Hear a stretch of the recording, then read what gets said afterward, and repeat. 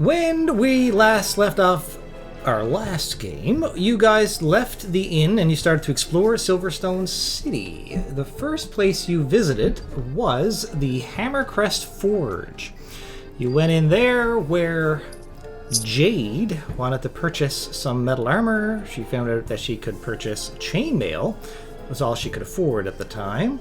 Had a little bit of a discussion with the owner there, who didn't believe that she could actually wear it. She wasn't strong enough, but she proved him wrong. But that's just because she's an artificer and she can wear armor beyond her normal level. Or strength, I should say. So, from there, you clued up. Nothing else was purchased. You then made your way over to... where's it to? What's the name of it? Oh, Sage Bloom Cauldron, which is like a herbalist alchemy shop. You went in there because Talbot had kind of a side quest. Wanted to go in and speak about the a white lily. And in doing so, he wanted you to buy something first. And that's where it got a little sticky when Fancy stepped up and we wanted to buy a healing potion. However, there was a bit of attitude exchanged because as he was identifying your mysterious potion, Fancy thought he was chatting too much and not getting right to the point. And and so it caused a bit of two of them to butt heads, and then Fancy stormed out of the store. Talbot kept his cool. There's a bit more to it than that. Sure. Remember on the way we said our goodbyes to Zaylin and got lore dumped? Yeah, we'll get to that. I think that was after you left this one. It was between, I don't know. Either way, we'll get to that in a sec.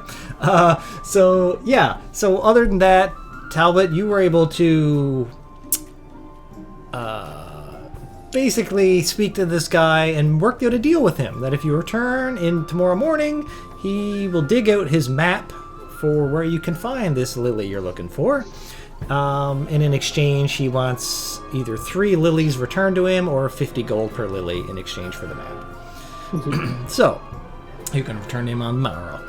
Other than that, then when you were leaving, we'll say roughly it was around here when Zaylin showed up and caught up with you guys and stated that he's been conscripted to go back to fight in a war up north. A bit of a lore dump there with that. Do you have your notes there for what they were called? Me? Yeah, so let's see. He was conscripted to the war by the Pantera Vanguard, which is our allied army within the Pantera Expanse, against the Astraloon Alliance, which is a rival force to the north, which is a coalition of Wolfnar and Erskine and other bestial races. They're battling over territory in the Evercold Range. There you go. I knew you took the notes. I wanted you to say it. I have a ton of notes. All right. So he got called off to war, and he said his goodbyes to everyone. From there, then, you made your way to Enigma's Emporium, where you went in and got your cloak identified, and that you found on your first adventure. The cloak turned out to be a pretty sweet cloak. Steve, would you like to share what your cloak can do so that John knows? Oh, it's in my inventory, right? Because I've forgotten. I know it does 3 things. It's got like a teleport ability, it does a creepy laugh ability, and something else. I think when you take a hit, you can turn into smoke and teleport, or is that? Oh wait, you mentioned the teleporters. Yeah, it looks so cursed. We didn't realize how cursed it looked. Still can't believe we willingly took this. So it can teleport, laugh, and... The Cloak of Laughing Smog. Here we go.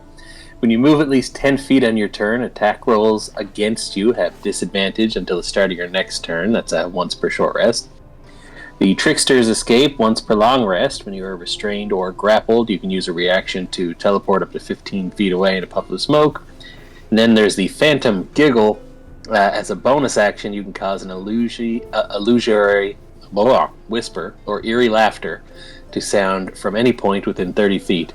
The ability can be used at will. So, creepy child, girl from a horror movie, laugh at her. Anytime, any place. Yeah, it's not bad. Got a few short rests, a long rest stuff. But yeah, it's alright. And it looks creepy AF. And there's some smoke from it sometimes when I'm wearing it or doing the abilities. So he's wearing that underneath the, like, in addition to the robes that he has on. Well, now I'm wearing it as my overcloak. Yeah. Yeah.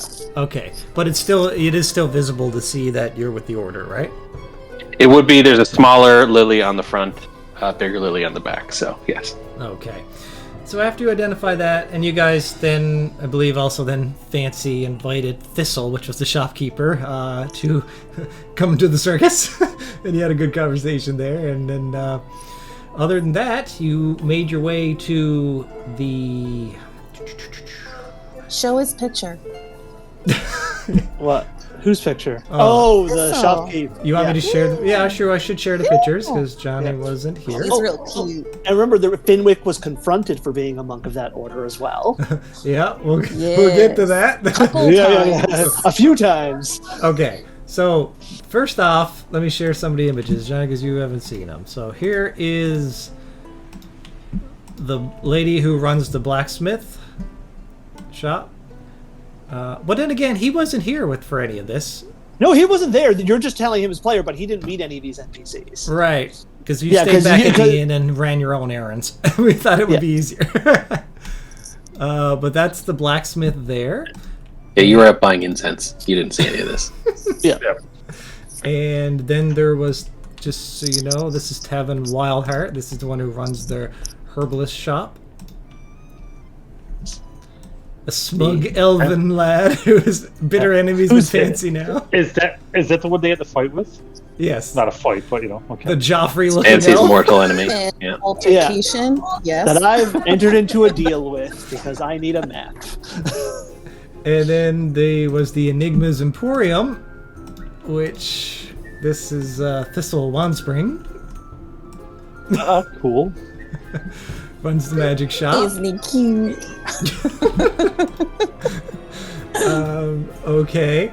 Then you went to a marketplace where there was you met a gnome who got his throat ran over by a wagon wheel, and Fancy got ripped off buying a healing potion there for 65 gold. Because I refused to buy it from the snooty elf. Yep. And also during somewhere around during this point, there was also a guy that showed up. I will find him real quick here. This character showed up and started mouthing off to Finwick. Or, they had a spat about the history with his order.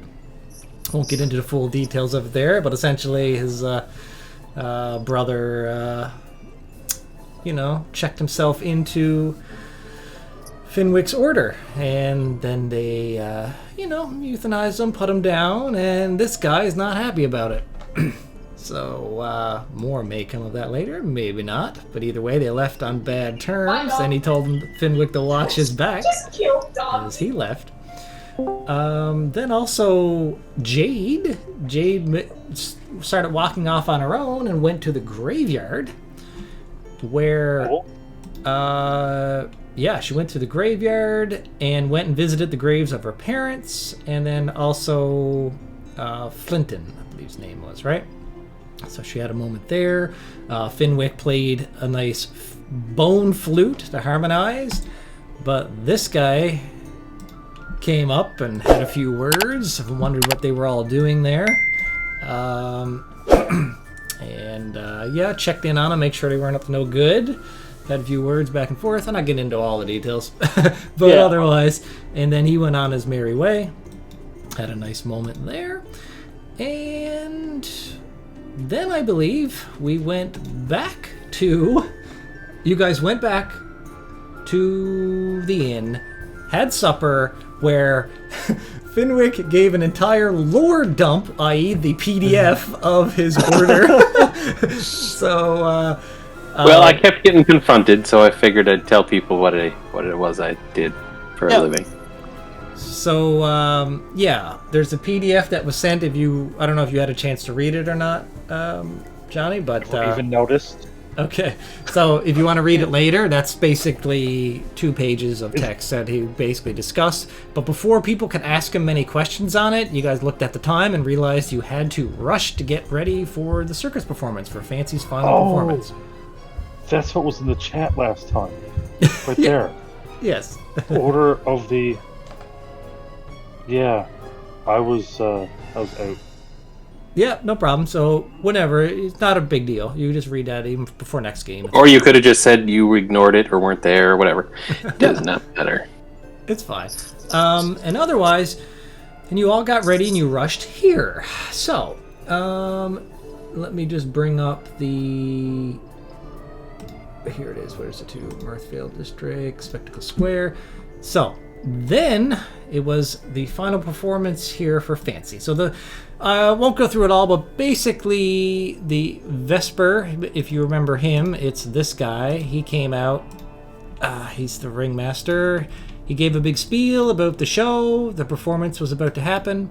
And then there was performances. One by Grom Ironfist, this guy, who was a dwarven strongman. He basically had dumbbells and different pieces of weights and heavy barrels and different things, lit them on fire, was tossing them around as if they were nothing.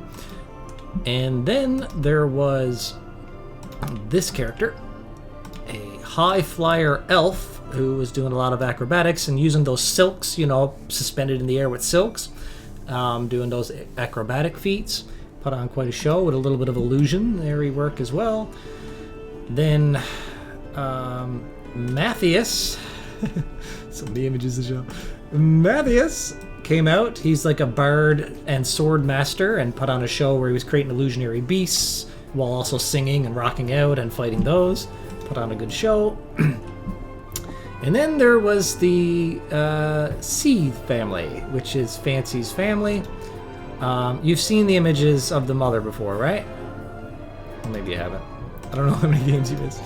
I believe so, yes. So that's Fancy's mother and then Fancy's father. Both of them came out and she was creating illusions and things, and he was like doing more trickster pranks illusions on his own family members, then making it funny and entertaining.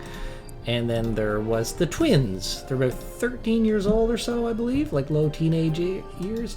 That guy was doing a lot of pyro type abilities, a lot of fire type special effects. And the other twin, she was more or less singing and captivating the people in the audience.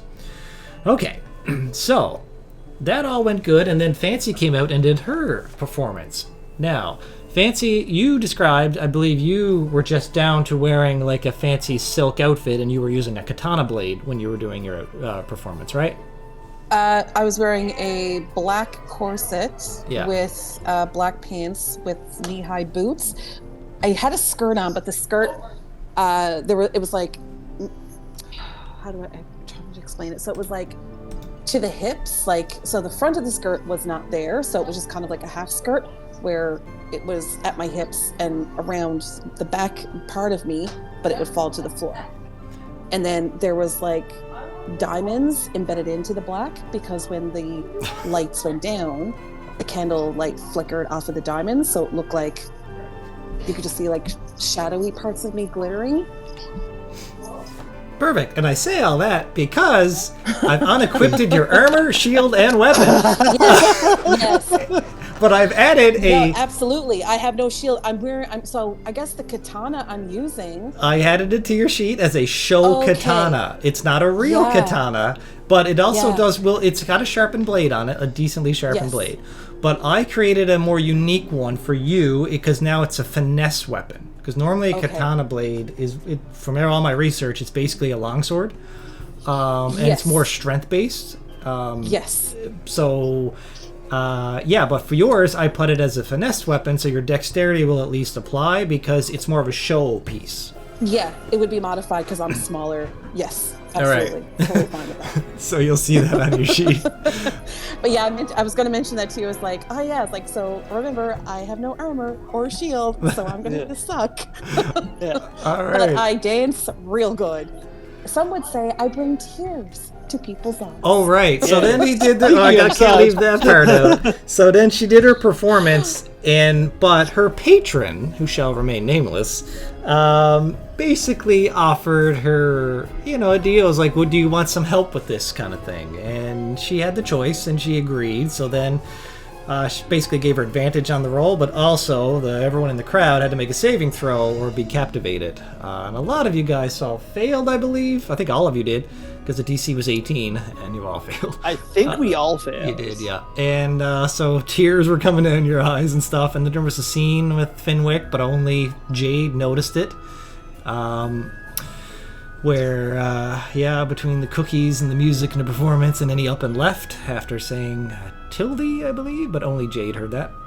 Where's Tildy? I guess we could get Arkin to make a perception test, because he was there, so he could have maybe have heard it as well. So if you want to give me a quick perception. Oh, I'm bad at perception. Don't worry about this. You rolled a nat 20. Nice.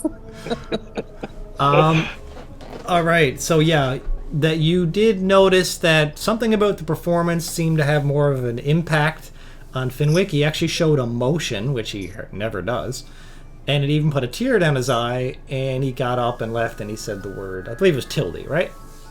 Mm-hmm. And then left. So it's up to you to do something with that if you want to later, or just put a pin in it. Other than that, then, so after that was all said and done, there was a slow golf clap when these figures came out. So these first two images are just to show generic looking people. They're not like named NPCs. That's just in general with the shady looking characters. Some of them might be goons. Hired goons. They might be like dwarf or elf or whatever. But one identifying factor that Fancy pointed out is that they all have like a long scar running down their eyes or face at some point. Seems to be led by this character who came out. And I won't give the whole spiel, but basically he mocked Vesper Nightshade, the ringmaster.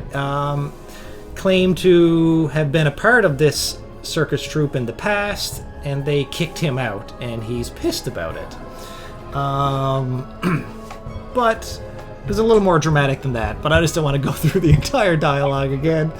Understandable. But other than that, that was it. And now he says, he has a troupe of his own that respects him and follows him, and with that, he's like, and you were right about one thing. Tonight will be the final performance of the Marvels of the Midnight Road. And with a sharp gesture, he signaled for his goons to attack, and battle would begin. All right, let's everyone roll your initiatives. I'm gonna. Good thing there's a button for roll all NPCs, because my God, there's a lot of NPCs. You can roll from those pictures you have on the top of the screen, can't you? If you can, if you can find your Holy. Nice! I know it. Oh, and my dice came at the end. What did I get? I got a 2 or 20, I can't tell. I rolled very low.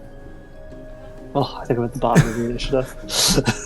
Well, there's a lot of people in here, so we're gonna begin combat.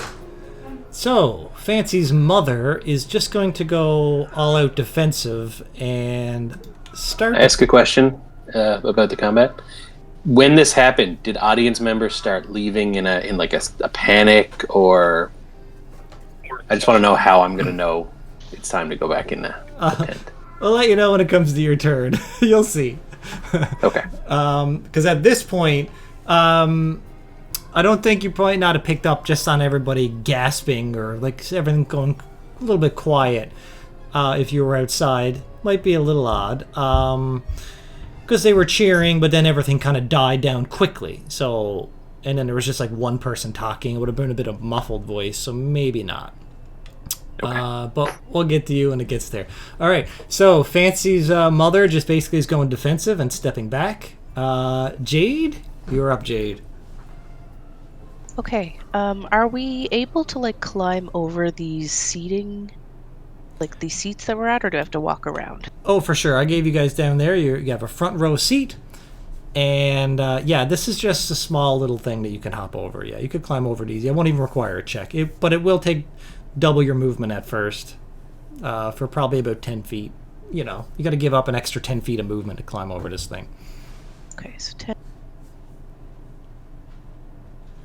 Like, you could probably get here, or, yeah, you can get up. I get there? Yep, because diagonals are only 5 in this edition, remember. You don't need to count 10 every second square.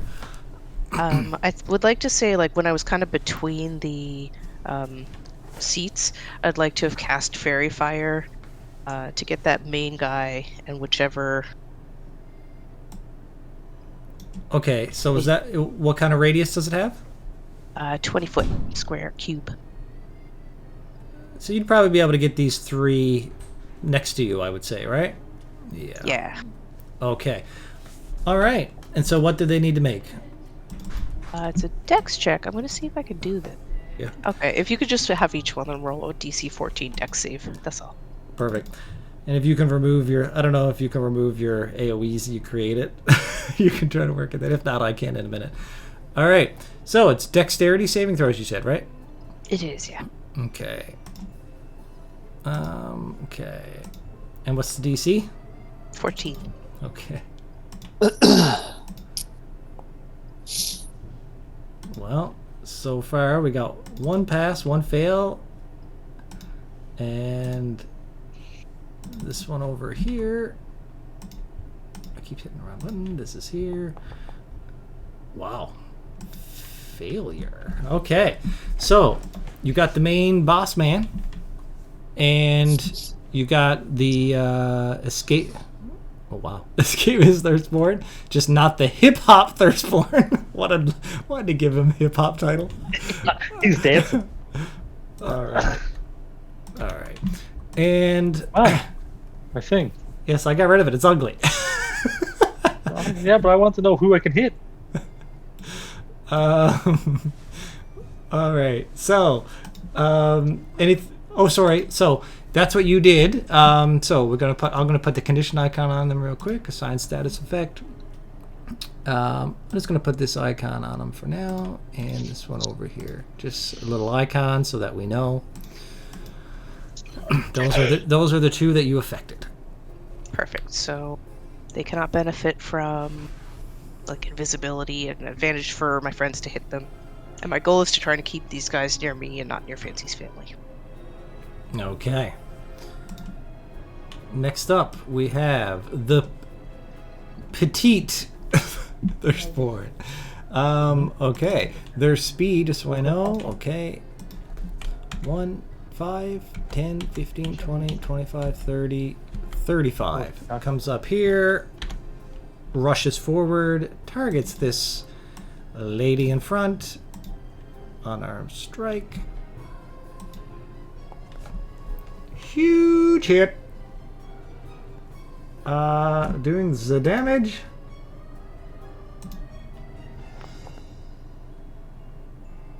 Was that a critical? Oh no, it wasn't. Okay. Okay, so she is badly injured as this lady runs up and just with an unarmed strike with her fist just hauls off and punches her. Now, I should see if she has something real quick. She has some crazy fists. No. Okay, and punches and delivers a tremendous blow, rocking Thalira, and sends her clashing up against Grom, and blood just... Her nose is busted open, her lip is busted all in one hit, and it was a ferocious punch. Fancy, you are up. Okay. First of all, I'm going to turn to my mother, who is next to me. I'm going to say, protect the twins. That is not Texan, but whatever. And I'm going to... Oh my god. Oh, I'm so weak. So who did you tell to protect the twins? My mother. Okay. Yes. Okay. Where's the leader? Oh, right here, down south of you. Yeah, directly south. Directly in front of me? Right down here. I'm going to Eldritch Blast him. Yeah, because he is fairy fire, so you're going to have advantage. I'm going to Eldritch Blast. And then advantage. Okay, hold on. One screen sucks. And you can roll damage when you're ready. You rolled attack again. You rolled the attack again. Sorry. It says damage right there in the chat. You just gotta hit the button that says damage. I got it. Ooh, Yes. big damage. Oh, max damage. Oh, no, Sorry. I thought it was a 10. Oh my god. Okay. 8 damage. That was So you painful. shoot a blast at him. 8 damage. Significant hit for you. But it looks like it hardly phased him. As you can tell, he's not even barely injured yet. Great. So this blast looks slightly different than before. So before, I believe I described it as like a green, kind of like a energy blast. Mm-hmm. This time, there's almost like this smoky wispiness to the green. Ooh, okay. And that is my turn. Arkin, you are up with your AoE spell by the looks of it, ready? Yes. Arcane is I'm assuming I can see through all of this area enough to cast a spell, right? Yes, for sure, yeah. Okay.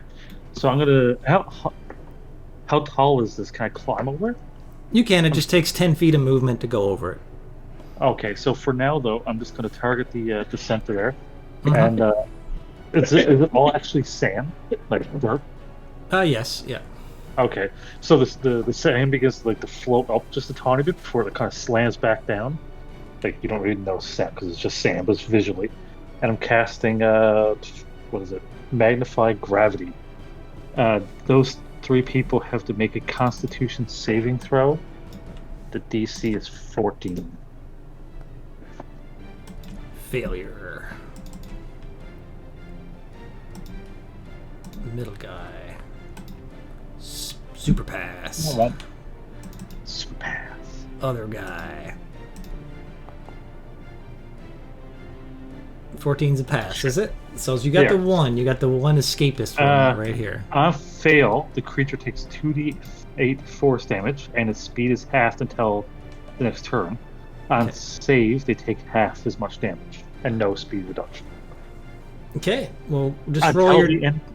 Until the end of the next turn, any object that isn't being worn in the sphere... Okay, so nothing's there, it's just essentially sand. Yeah, it's a whole lot of sand coming up and slamming down again. Yeah. Very dramatic and cool looking, though. Roll. Okay, so 13. So this lady, one who failed over here is going to take a full 13, right? Yeah. Injured. And you always round up with damages, I assume, so you got a minimum of 1. So... How bad is injured? Okay. So I'm going to put 7 damage on the other 2, right? Yeah. Okay. I'll delete that thingy. Okay. So with that 7 damage, you injured the one to the right, Thirstborn. But this main guy here, he introduced himself as Veyron, of course, during his speech. Veyron is now barely injured with that slam. Anything else from you?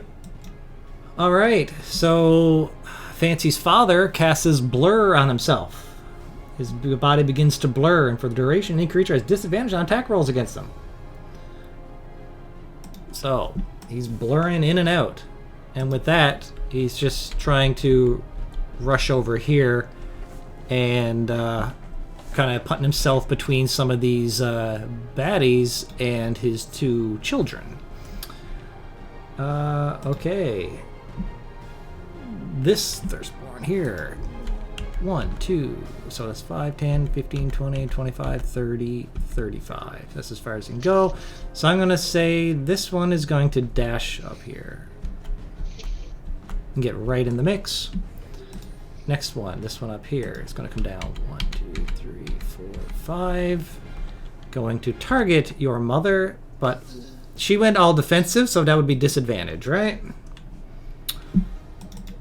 I'm assuming that's how in this new edition going defensive works.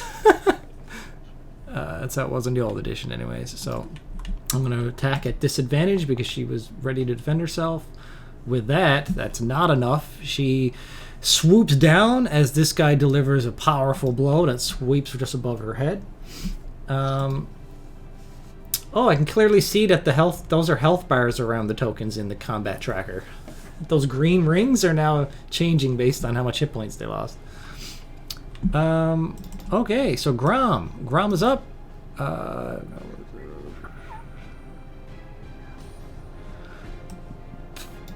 Grom grabs this one that just rushed up to him and is going to try a mighty heave. Let's see if this works. Well, I forgot to target the opponent, but that would be enough to hit for sure. Okay. Oh, I didn't apply the damage there. Okay, so the damage is 5. And with that, let me see how far. A lot of technical stuff here. I'm trying to do this as quick as I can. Quick check. Failure. Okay. So, okay. So, what you guys just witnessed is 5, 10, 15. 5, 10, 15. All right, so you've seen the strongman Grom. He reaches forward. He grabbed that Thirstborn in front of him. She's struggling, but picks her up above his head and just hurls her over the top of his Thalira next to him and goes flying through the air and slams into the ground, taking some damage. Basically picked her up and just tossed her across the arena and made her land to the ground hard. The Escapist. This is next to you, Jade, so you will be the target. Because you are literally engaged with this person. So, against you, after what you've done to it with this fairy fire and injuring it, it's going to do a blood frenzy. So, with an unnatural energy, this one seems to go a bit berserk mode on you. And here comes the first attack. Okay, advantage. 17 will hit you, right? Yes, I don't think your AC is that high. Okay, so this is the damage. Okay. You took 5 damage, barely injuring you. But because of the blood frenzy, it gets... Can I silvery barbs that? Sorry, my Discord was being stupid. Oh, fairy fire goes. Okay, hold on. Just wait, because she's fairy... She's... a couple things happen. Okay, we'll rewind slightly. So, with barbs, he had advantage on the attack, but that would mean I just reroll a single d20 or the entire advantage attack? With I'm not silvery sure. barb. I think you would just re-roll it all. Silvery barb says what? Magically, the trigger and trainer must re-roll the d20 and use the lower roll. See how it's where it just says the creature must re-roll the d20 and use the lower roll. I'm not winning. What's everybody's Based thoughts off the on wording, that? it sounds like you just re-roll the 20, not necessarily with advantage, and just take the lowest of the rolls. Yeah, I'll just do a regular normal strike then, and we'll just see what happens here. First off. Okay, so re-rolling, and I still got a 17 on my die. So I assume that's going to be a hit then, no matter what, right? It's 21 total. Alright, so check off your silvery barbs. Okay, I think I can give advantage. Hold on, it's been a while since I used this. To yourself or give anyone advantage. else, yeah. Okay, who's That's not who's next in the combat tracker? You might want to give it to Jade or she might lose her concentration. Yeah, because you can have advantage on that concentration check. Okay, so alright, let's give it to Jade.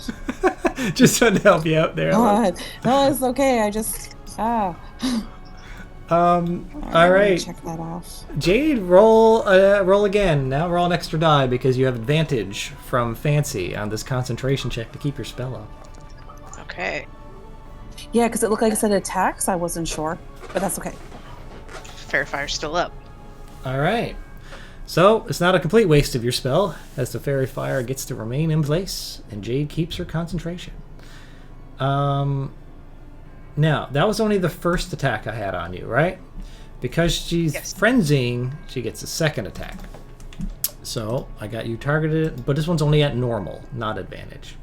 And with that, it scrapes across your new chainmail armor. Moving on to this one. 1, 5, 10, 15, 20, 25, 30, 35. Comes up here, targets Matthias, and is going to attack. 'Tis a miss. Matthias is able to duck out of the way. Who's this? This one down here. Engage with Jade. You made it to me yet? No, almost. All right. Awesome. So, Jade, you are now being attacked. Again. I rolled a 15 plus 4. How are we doing? Are we holding our own? Have we had a turn yet? Some people are getting beat up. Okay. So with that, that's a hit. Normal damage, though. Rolled max, though. Oh, that one 9 damage. Badly injures you. But you got to make a concentration check again. It pops right in the chat so you can roll it, so that's pretty cool. Exactly enough! Exactly enough. All right. The attentive one is going to come down. I'm going to quickly roll a d2.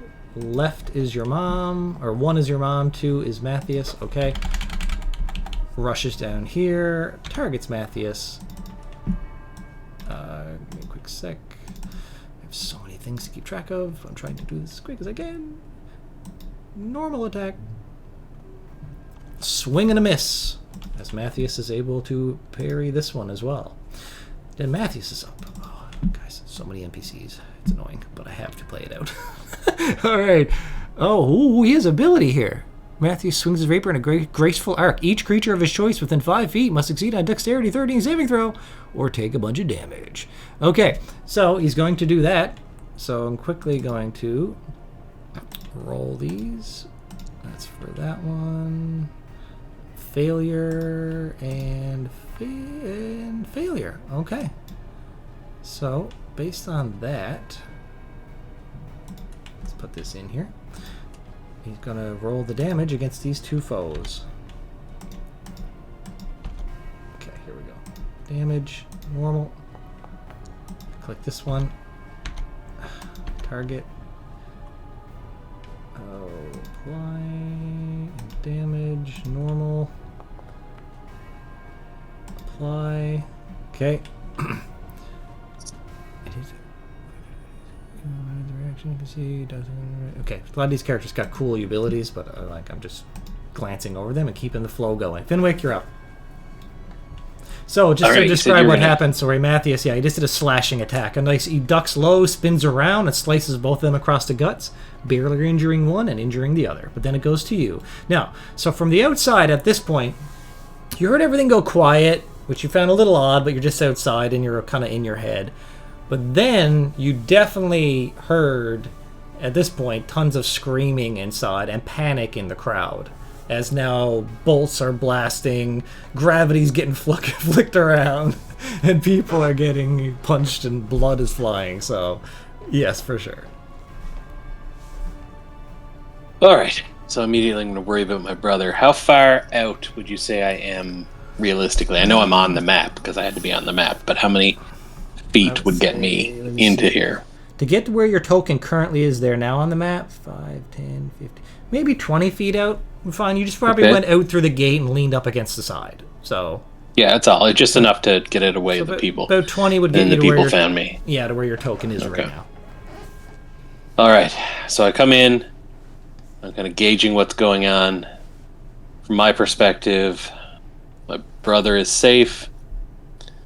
For some reason, Jade is in the ring with everybody else. Anyone else from our team in the ring? I see 1, 2, 3. Well, I mean, Fancy was supposed to be in the ring. Fancy's right here. Jade is here, and no, the other two are over. So Jade is fighting in the ring. Does she look like she's not performing? This looks rough, right? Like it looks like a fight. Well, you can see she's badly injured, and she got two people, and she's tanking two of them. Okay, I'm gonna run up next to her. I think I can do that here. 1, 2, 3, 4. All right, and I'm just gonna look at Jade and say, "Trouble." Yeah, they're attacking Fancy's family. Understood. Take a step in front of her here, so I can get. Nope, not well there. And I will. Either the ones to my right or left look injured. You can see it on their token. Remember, if you look next to their token, you can see the one to your right. It says injured in yellow. Yeah, I'm scrolled out so I can see the whole map. Hold on, let me scroll right in. No problem. Because I'm just reminding people. I'm sure you have it written there. It's. Yeah, and the one with the star is also like under fairy fire, so you'll be able to noticeably see that. Yeah, so this one right here is injured and has fairy fire on it, so you get advantage. Yeah, I'm in enough to see it now. This is where I am on the map. Okay, so to target, you just have to click on them like that, right? Hit the T button. T to target. T. There you go. Now you have a target. Okay. And I'm going to attack this one with just a regular unarmed strike. I'm going to be doing a key for flurry of blows as well. I don't know if I have to announce that beforehand. So I have advantage on this, so I would roll with advantage. Double nat 20. Yes. Double nat 20. Yes, brother. Show them what for, brother. So critical hit on this, and cheering. You deserve that after the last game. Oh, absolutely. All right. So applying the damage. Boom. Near death. Yeah, that was a solid hit. How do you describe your critical attack? Well, as soon as she said they're attacking Fancy's family, it's very mechanical, methodical. I look at him, I size him up, and a quick jab right under his ribs, and, to a point that I think would try to cripple him down closer to my level. Yep, she's next to you and near death. Do you have any more attacks? And I'm going to... Yep, I got 2 more. Okay. So, still fairy fired, so I'll still do advantage.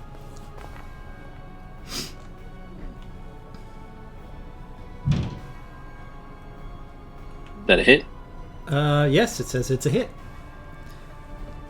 Oh, if it comes up in green, it's a... Yeah, if it's green, it's hit, and red, it's not. Beauty. Okay, and then that would just be a regular... Fairy fire helped out a lot there. So that one. This is a normal hit.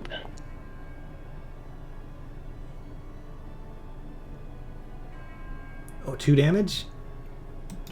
Oh, still near death. Oh my god. Because it was only a hit for 2.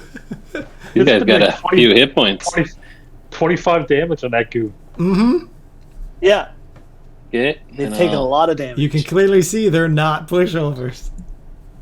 All right, last one then. They've got more. The goons have more HP than most of our party. This is true. He has double my hit points. Well, that's a hit. Roll your damage. Should be enough. Oh, now you get the big numbers. If you would have had that last round, you would have finished them. Yeah, did. Dead or dying.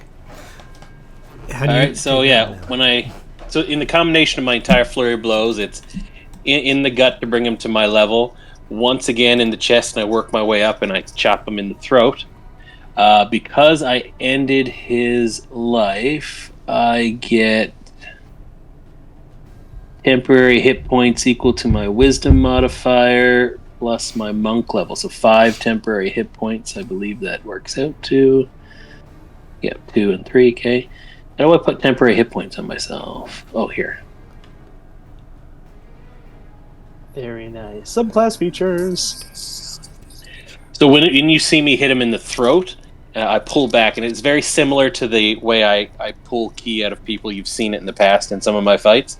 I pull my hand back out, and a small bit of almost like red life force just comes right back with my hand into my hand, and I close the fist, and that person just drops by my feet. And then that's my turn. Very nice. Okay. I gotta take those off, but I think I'm good. Yeah. Alette, the younger teenage fairy up here, clearly frightened at what's happening here. But she builds up enough courage as she turns around and sees this Thirstborn attacking her mother behind her. She turns and begins to sing a charm directly towards him. He needs to make a wisdom saving throw, but it's at advantage because they're in combat. But he's not very wise, so there is the chance. A 1 and a 5 roll is not enough, even with advantage.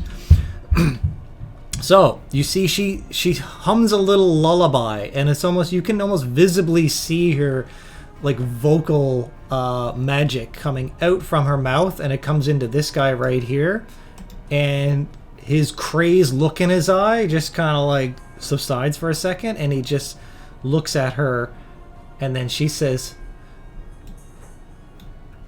"You're on the wrong side. Help us. Help us." And he looks horribly confused and befuddled. And now we go to this one over on the side. 5, 10, 15, 20, 25, 30, 35. Comes in, targets this guy. Coming in for an attack. That is a hit. Going for the damage. Normal damage. Big 7 damage on Matthias. Barely injuring him. Matthias is quite the high-level bard slash swordsman, so he seems to be pretty capable, even though he's got 3 people surrounding him. Let's see how capable he actually is. Alright, Thalira. Oh my god, she almost got one shot. So she's not in a good place. Quickly glancing at her abilities. She is going to perform a dazzling tumble. She's going to force the creature that she's in melee with to make a wisdom save. Okay. Wisdom save. They passed. Okay. Otherwise, she's trying to get out of here. And so that was her action. She would have gotten a free disengage if it went off, but now she don't. So she's just panicking and flipping over here. That means this person is going to get a reaction and an attack against her. She's trying to get out of there, but will it work? Oh my god, she is hit. And damage. Minimum damage, but is it enough? Yes. Well, no, near death. Oh my god, she has 1 HP left. Okay. So, Thalira, she tried to do an acrobatic tumble to disengage. Wasn't enough. She takes a solid kick to the body in the back as she's running, and she stumbles forward and rolls across here, and you can see she just falls down next to your Ringmaster Vesper. She has 1 HP left, and she's just in horrible, horrible pain. Alright, Thirstborn down here. I'm going to say this one's coming up for Fancy.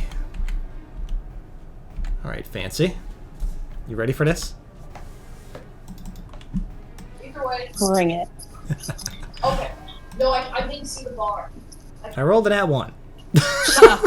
Okay. So he runs up and he dives through the air to try to like grab you because you're floating like a foot or two off the air when you're fluttering your wings, and you just kind of sidestep and he just face plants down into the dirt and uses the rest of his movement just to stand up, clearly embarrassed. She raises a brow, gives him a smirk. Okay.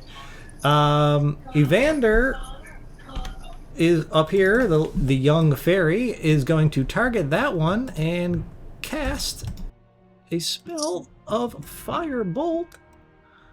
Oh wait, shouldn't do that one. That one's already being charmed. Oh well, he missed anyway.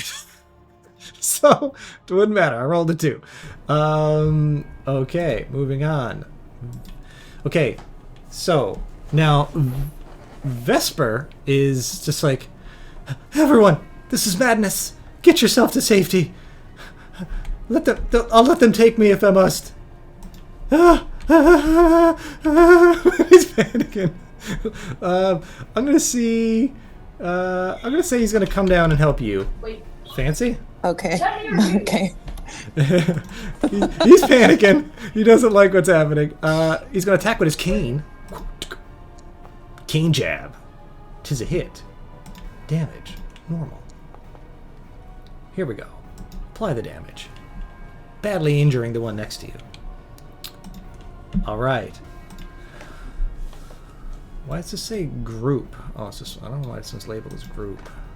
5, 10, 15, 20, 25, 30, 35. They have 35 base movement. They're a little faster than normal people. Targeting your mom. God. Okay.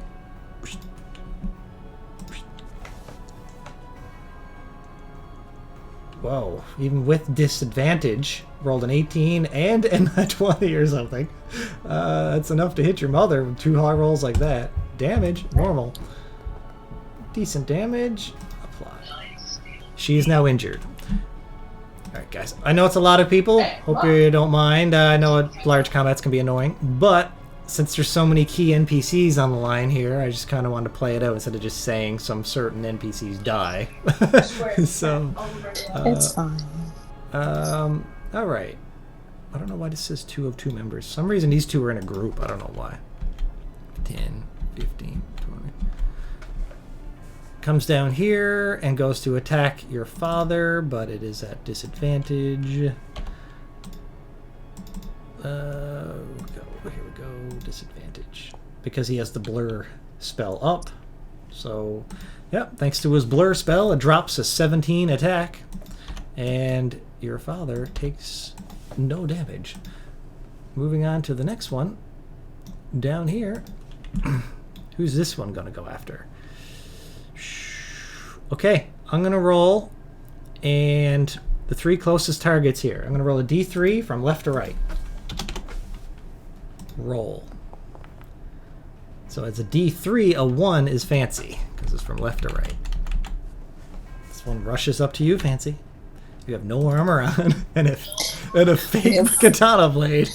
It's all right. I know, and I already used my reaction. And I rolled a 2. What? Though, fate is on your side. Yeah, so as he rushes up to you, he says, "The boss says you're finished, so we're here to make sure of it." But he swings and misses wildly. Your boss is a turd. As the other one picks himself up from the dirt. Oh, we finally go to the big bad here. Okay.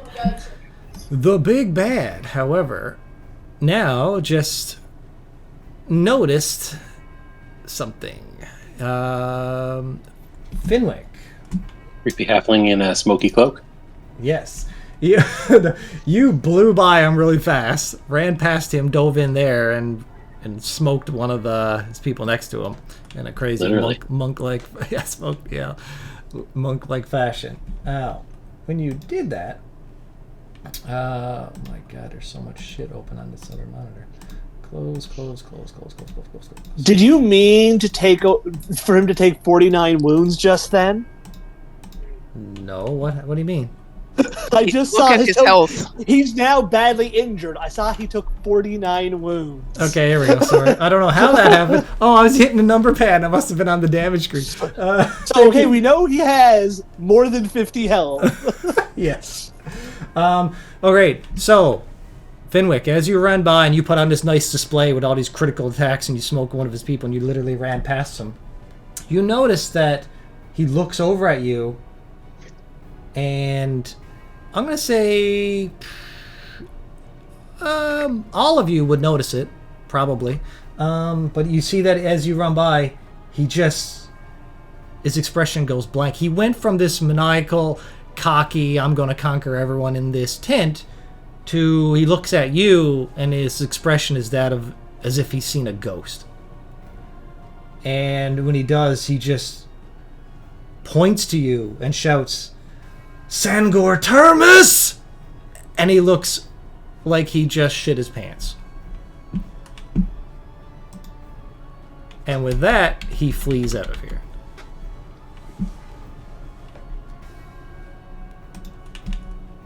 Okay. That effect on people. Talbot, you're up. Okay. I have to think now because I was going to do something else, but he ran. So, okay, let's see.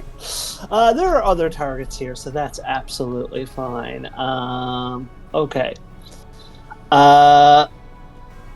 Saying that, not knowing. And what was said? Just out of curiosity, just for my notes, what did he say? Is a strange word that you do not know what it means, but I'll put it in chat just so you... Yeah. I almost put that in our net. Okay, that's just for my notes. Okay. Right? Pass it? My Discord was being stupid again for some reason. Anyway. Do we know? Did anybody hear what that guy said, and do we know what that meant, or was that just You us? all heard it. He shouted loud enough so that everyone, pretty much in the area, could hear it. He shouted at the top of his lungs. He looked like he'd seen a ghost. He panicked, and he fled back out the way he came. The main entrance. Okay. But So we don't know what it means. No, you do not know what it means. Okay. There's no roll to be made. Yep, absolutely makes sense. Okay, so for my turn,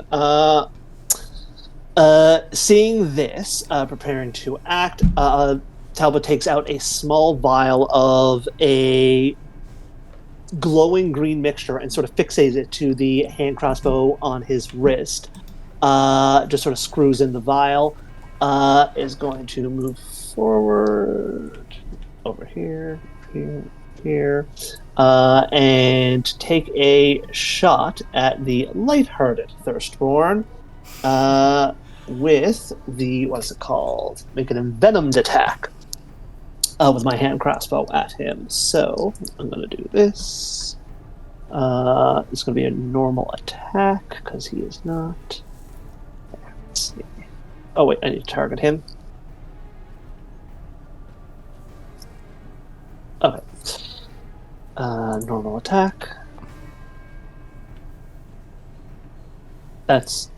You didn't have him targeted, but it does hit. Oh, okay. I think it's because I hit the target after I hit the attack button. So It's fine, okay. yeah. Yeah, no worries. So it does hit. So with that, I apply my Vex, so any future attacks on his be advantage. For damage, I do this. It's going to be normal. Oh, it didn't go on. Oh, wait, even though he was targeted, it didn't go on him, so it should be 9 damage. Yeah, right there. I got it applied. There you go. 9 damage. Oh, okay. So you injured him with the first shot? Okay, and I think that's all I can do right now. Yeah, because I use my bonus action to sort of fixate and activate that ability. But I am going to use range of my movement to get up here, and that is my turn. Okay. This Thirstborn rushes up towards Grom. The running Superman punch. That is a hit. So he ran and punched the strongman. Yep. For All right. 5 damage. I want to see how that fight works out. Nobody jump in. Well, if you look, Strongman is badly injured from that one punch. He's a strongman, but he's not a fighter. I'll put it in perspective. He's like a level 1 or 2. He's just somebody with naturally strong. So he's really strong. But, you know. It's unfortunate. He's not a fighter. He's an entertainer. All circuses are frauds. He's an entertainer. Good news is we're at the top of round 2. All right. Your mother's now gonna go. There's actually 2 other things that have to happen here. One other thing. So this right here. You look to the top left, and you'll see somebody on the screen who has now entered the combat. I rolled initiative. I don't know where they ended up. Oh, did I really roll? It's the rabbit. He's in there. You put the mage in there. Yeah. Okay, rolling. He came to the show. You invited him to the show. Oh, big initiative. 21 initiative. Just don't die. Since you invited him, and he did say, "Oh, I do love a good circus," he shows up. He's the owner of the magic shop. Got him. And so when it gets to his turn, he'll do stuff. He's in the crowd over there. All right. Okay. She is going to disengage from these 2 that are trying to kill her. Even though one of them is a bit charmed. I'm going to put the little token on here so I do not forget that they are charmed. Here we go. But she's going to disengage so she don't take any more damage. She's coming down here, helping pick up Thalira, and she's shouting to her 2 children, "Flee! Flee! Follow me! Get out of here!" And she's like rushing, and she could probably only make it about this far, considering she's dragging this person with her. And also had to disengage. So she is just trying to panic and get out of here. She's not a fighter at all. Jade, you're up and badly injured. Okay. I'm going to use my lightning launcher on Hip Hop Thirstborn. Lightning launcher? Yeah. Comes Cool. from my infiltrator Yep. armor. Alright, so do you may have to make an attack roll with that, or is it a saving throw? No, it's an attack roll. Your fictional mother, Fancy, is like the spitting image of my cousin. It's shocking, actually. That's bizarre. So I'm going to use this d6 plus the extra d6. I don't know how it works. It seems like... Well, try hitting the damage button there. Hit the damage on your first infiltrator up top. The first time you put it up there. So that applies. So that's the 9 damage. So it's d6 plus 4. Yep. So you targeted this one up here, eh? Yeah, just to make sure that Fancy can Okay. move if she needs to. Well, it's near death. So then you said you were adding an extra d6? So just Yeah, hit it the says damage. that once per turn, it deals an extra d6. It counts as simple range. Once per turn, when you hit with it, you can deal an extra d6 lightning damage. So I hit with it already. Yeah. So this should just be an extra damage. And this one on the second, hit it on the second pop-up in the chat box, and it'll just be a flat d6 and not a d6 plus 4. It looks like it's going to roll 2d6, so I'm just going to roll the damage from the front one again so it doesn't double it up. Oh, that's weird. I just clicked the wrong Oh, one. maybe I had that set up so that if you plan to do it, you can just click that instead and do it in one shot. Yeah, you're probably right. Yeah, so next... So yeah, so take 4 damage off that. Oh, it's fine. He was only had 1 or 2 left anyway. So, describe what happens with this new lightning launcher you have hooked up to your chainmail. Yeah, so like the fist part of my new armor, like I extend my hand out and like it just sort of flies off, even though it shouldn't because my hand is closed, and like clocks this guy in the back of the skull. Very cool. Okay. Does a bunch of lightning damage at the same time. Anything else? Any movement or bonuses or anything? No, I'm gonna stay right here just in case this lighthearted fella tries to go anywhere. Okay, this one here just takes a step up towards Grom. And swing, big 19 roll. Smacks Grom for 6 damage. He's now dead or dying. Your strong man runs. He's just getting surrounded, and now this one comes up, kicks him in the guts, and then like elbows him in the back of the head and sends him face first into the dirt. He is now currently making death saving throws. This one has more movement and decides to move up here to get closer to the teenagers. Creep show. Fancy, you're up. Okay, I'm gonna do healing word towards Grom. Oh, did that work? Did 10 go on him? We'll see. I'll hit apply. Not work for some reason, but it's fine. I'm going to put 10 and hit up. Boom. That's literally brought him to pretty much max HP. But he's still face first in the dirt. But you know that you just hit him with a bomb heal. So. Okay. And was it the petite Thirstborn? She was the one who ran up to my brother. This one right here is the one that she's ran up to your brother and sister. Yeah. She's so Fancy stays where she looks towards that one. She says, "I don't think so. Not on my watch." She's gonna Eldritch Blast. Yeah, she can do that because healing word is a bonus action. Yeah. Cool. Okay. Go for it. To reply to you, she just says, you heroes, you're already bleeding. So let's see how long you last. 13 is enough. Okay. Roll your damage. Come on. Damage, please. Oh, it's really laggy. Okay, here we go. Damage. Welcome to my world. No.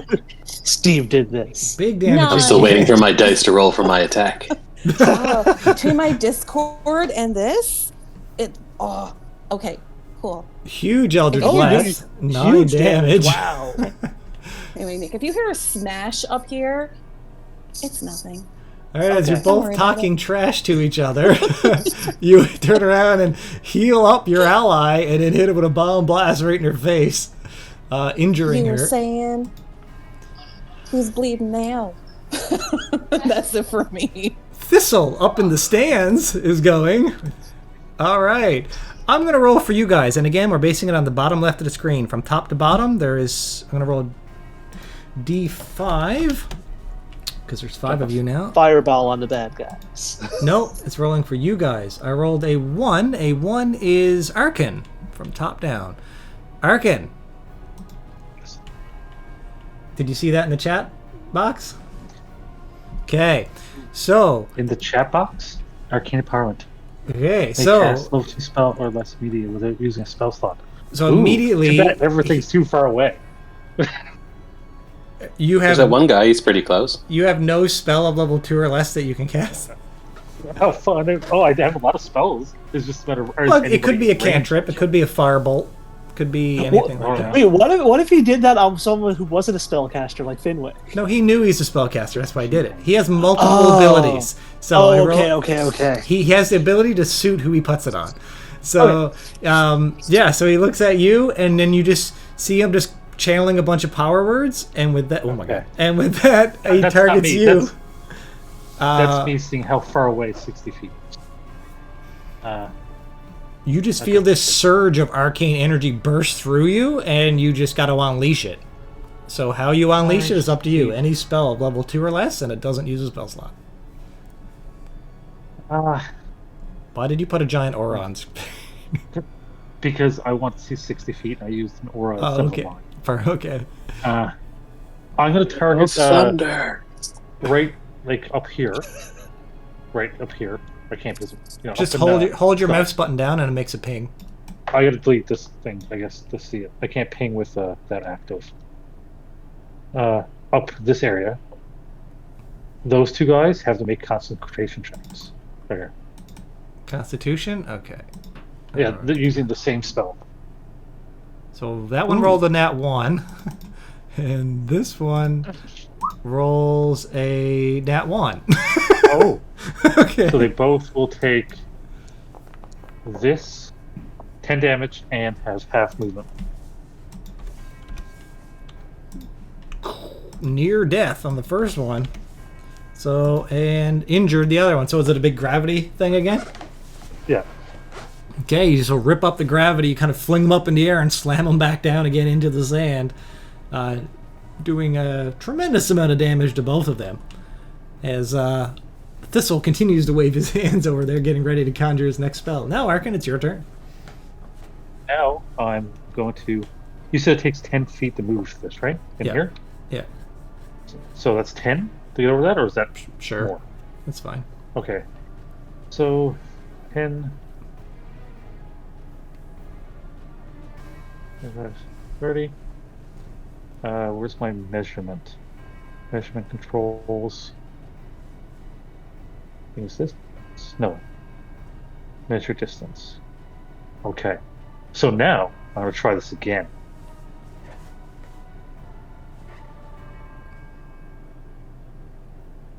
Oh, fuck. Language. Oops.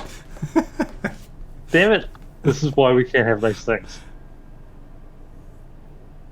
Well, you could put it here, couldn't you? And what's the radius? No, then it'll get buddy. I don't want to get buddy. Oh, okay. Yeah, so those 4 guys have to make the concentration saving throw. Oh, that's the shape of it there? Kind of like that? Yeah, it's okay. Constitution? Okay, I'm just going to roll... yeah, Constitution. Same character. I'm going to roll it 4 quick times under the same sheet, because it's not going to matter, because you're not directly targeting them anyways. Just to speed it up. 1 fail, 2 and 2. Okay, so from left to right. All right, that's how I'll treat that, because I rolled the first one. So the first one on the left here got to take 11 damage, is it? Yes. 11, 6, 11, 6. Or 11, whatever. Yeah, I see what you're saying. Yeah.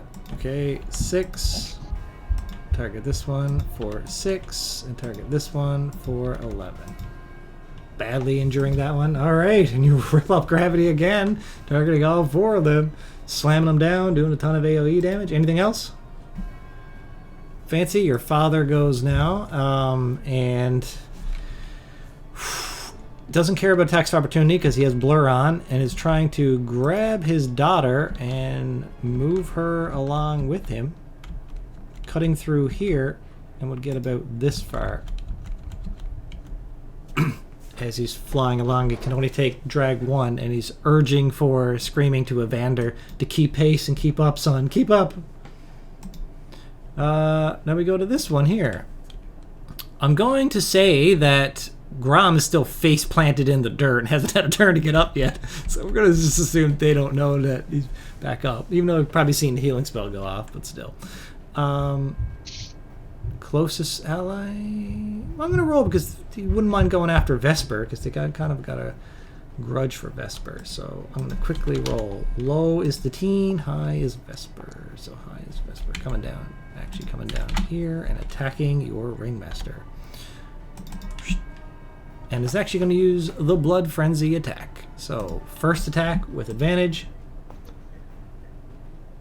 'Tis a hit. Damage, normal. Decent damage. Oh, big 7 damage. Injuring him, and then a follow-up normal attack. Big 18 roll. Regular damage. Maximum damage. Dead or dying. Whew! I rolled so high for damage. Okay, so you see this Thirstborn just rush forward with a look of hatred in the eye and says, this town's about to learn what real entertainment looks like. It just runs and dives through the air and slams in with a bloodlust in her eye and is pummeling Vesper into a bloody pulp. Vesper, your Ringmaster, is currently dying and being pummeled. The Industrious one, oh, this is the Charmed one, is going to turn and start attacking this one next to it because it has been charmed. And I'm going to quickly let the dice determine. On a 2, it will use its frenzy. It will. So, oops. All right, get rid of that. All right, so the first attack is at advantage. I didn't. Okay. Wow. Even with advantage, I only rolled an 11. Secondary attack. And that's a hit. Damaging. Decent. Apply. Badly injuring the one next to it. That's it for their turn. Grom. I do not like large combats. I don't think I'll be doing any more. I just wanted to do this one, but now I'm regretting it. But, okay. So, Grom gets to his feet. Had enough of this.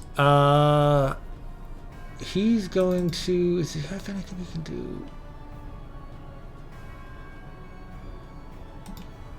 He's going to dive and try to grapple this one that's engaged with Evander. Trying to protect Evander. Okay. Yeah. So, I'm doing this, but I'm doing advantage. Forgot the target, but that's plenty enough to hit. Okay, so... Grom and now has this petite Thirstborn grappled, okay? FYI, the one diagonally to him there. And moving on. Down here, the one next to Fenwick. Dead. Is dead, so I'm just going to delete this one. And get this one off the combat tracker. So now who we got to go to? This one here.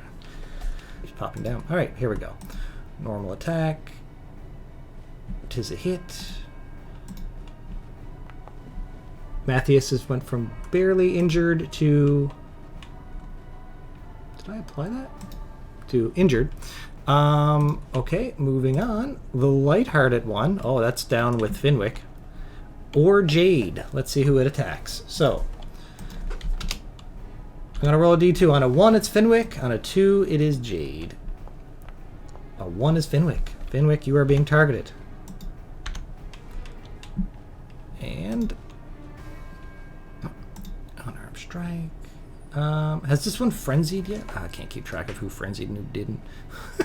It's too many people. 10 is a miss. So he swings a vicious blow, a melee punch. But you, using your martial arts, you have parried it. The attentive one is up here, going to pummel Matthias. Possibly. I forgot I could potentially deflect things now. I'm going to read up on that while you're playing. Matthias takes another 5 damage as he's being surrounded and pummeled. It goes to him. Let's see, on a 5 or 6, he'll get his slash attack back that can do an AoE attack. It does not. It would have been nice to be able to attack all 3 of these.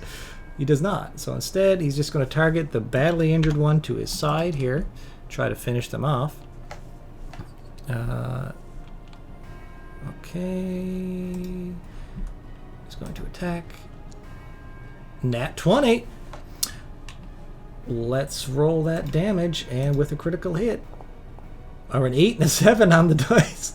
Holy shit, it's did 19 damage. With a critical Star Slash Rapier. That'll be more than enough. He just literally almost cuts this other guy directly in half. Oh, I forgot to say something that was happening on some of these guys' turns. I'm going to start to say it from here forward, because I'm not going back, but something was supposed to happen on the bad guys' turns. Fenwick, you're up. Amazing. Alright, first attack. I'm going to target the guy who just took a swing at me. There we go. And I think I will do a regular attack on this guy.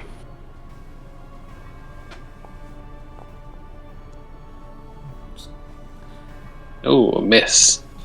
Alright, in that case, I will burn a focus and do a flurry of blows instead of a regular, so 2 extra attacks.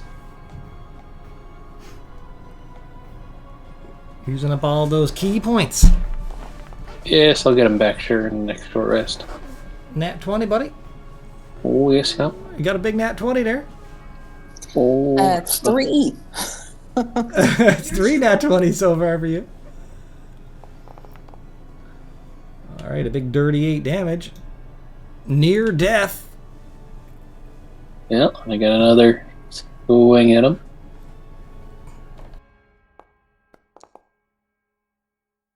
An 11 is not a hit. That's okay. Alright. I'll remind you, you all have inspiration, I think, except for... Alright, I'll use my inspiration to reroll that last one then. Not that I'm encouraging you to use it, but it's up to you. Oh, I don't want to waste the focus point I spent. I'll try it. I mean, it might be waste anyway. We'll see. All right. Nope. See? Not a waste. Not a waste.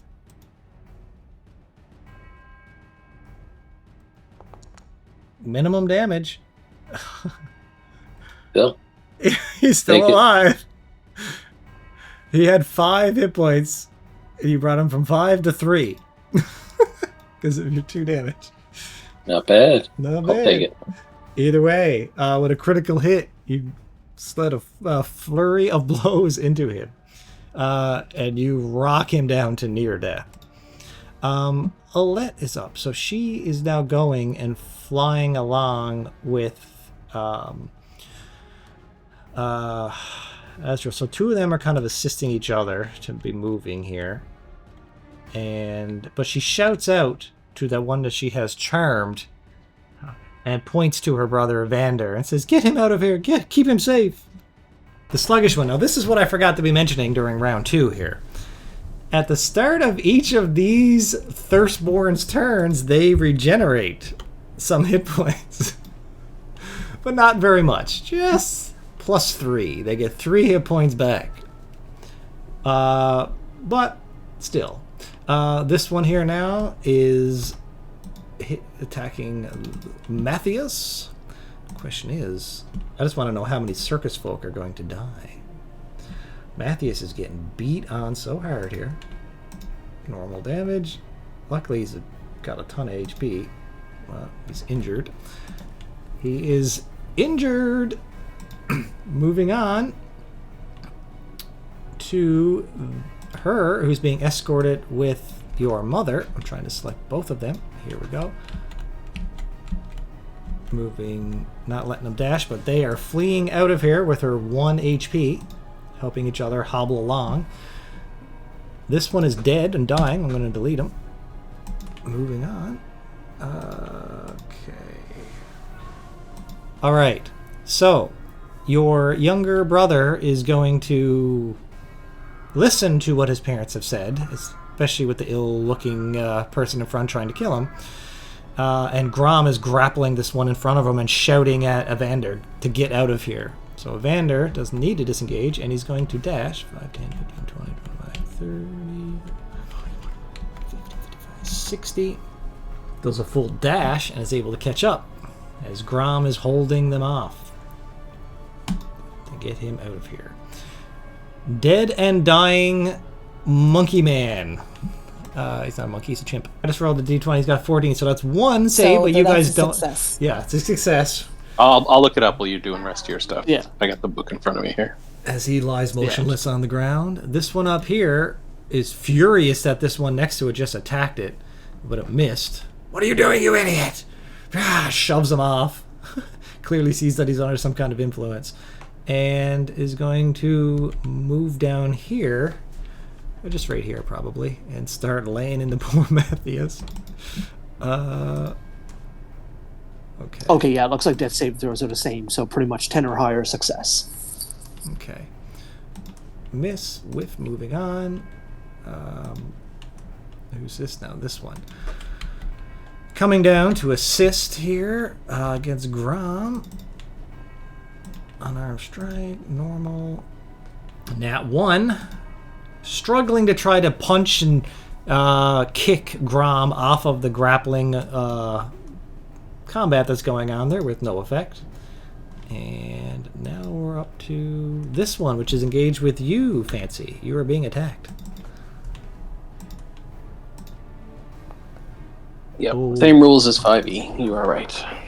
Okay, you're not barbsing this or anything? Do I roll damage? She's going to hit you. No, I'm hanging on to my barbs. Yeah, you only got a few spell slots, yeah. I think I only have 1 left, but yeah. Ooh, max damage. Yep. Boom! Injures you. Yep.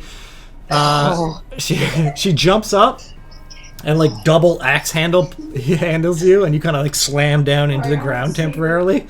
You flutter your wings and get back up again, but like she just hit you with a tremendous blow that drove you right into the ground. Yeah.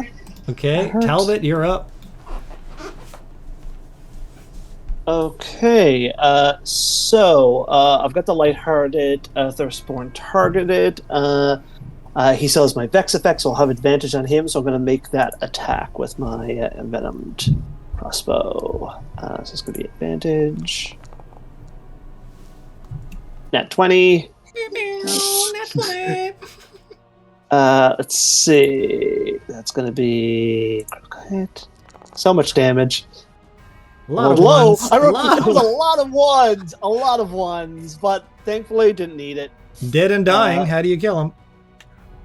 Just very simply and efficiently, like shoot him in the neck as he goes down.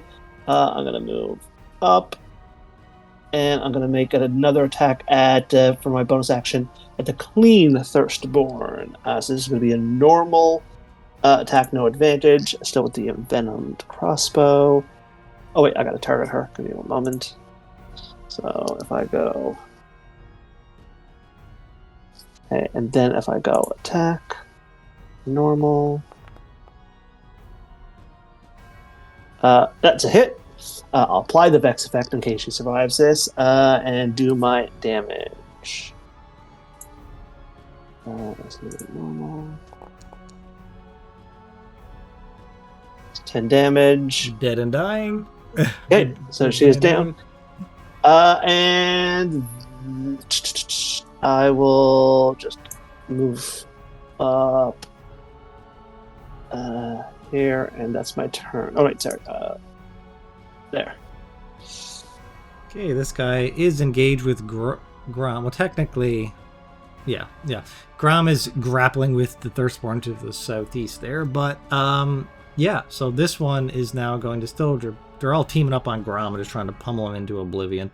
And so here comes the attack. Nat 20. Oh my. Poor Grom. Critical hit.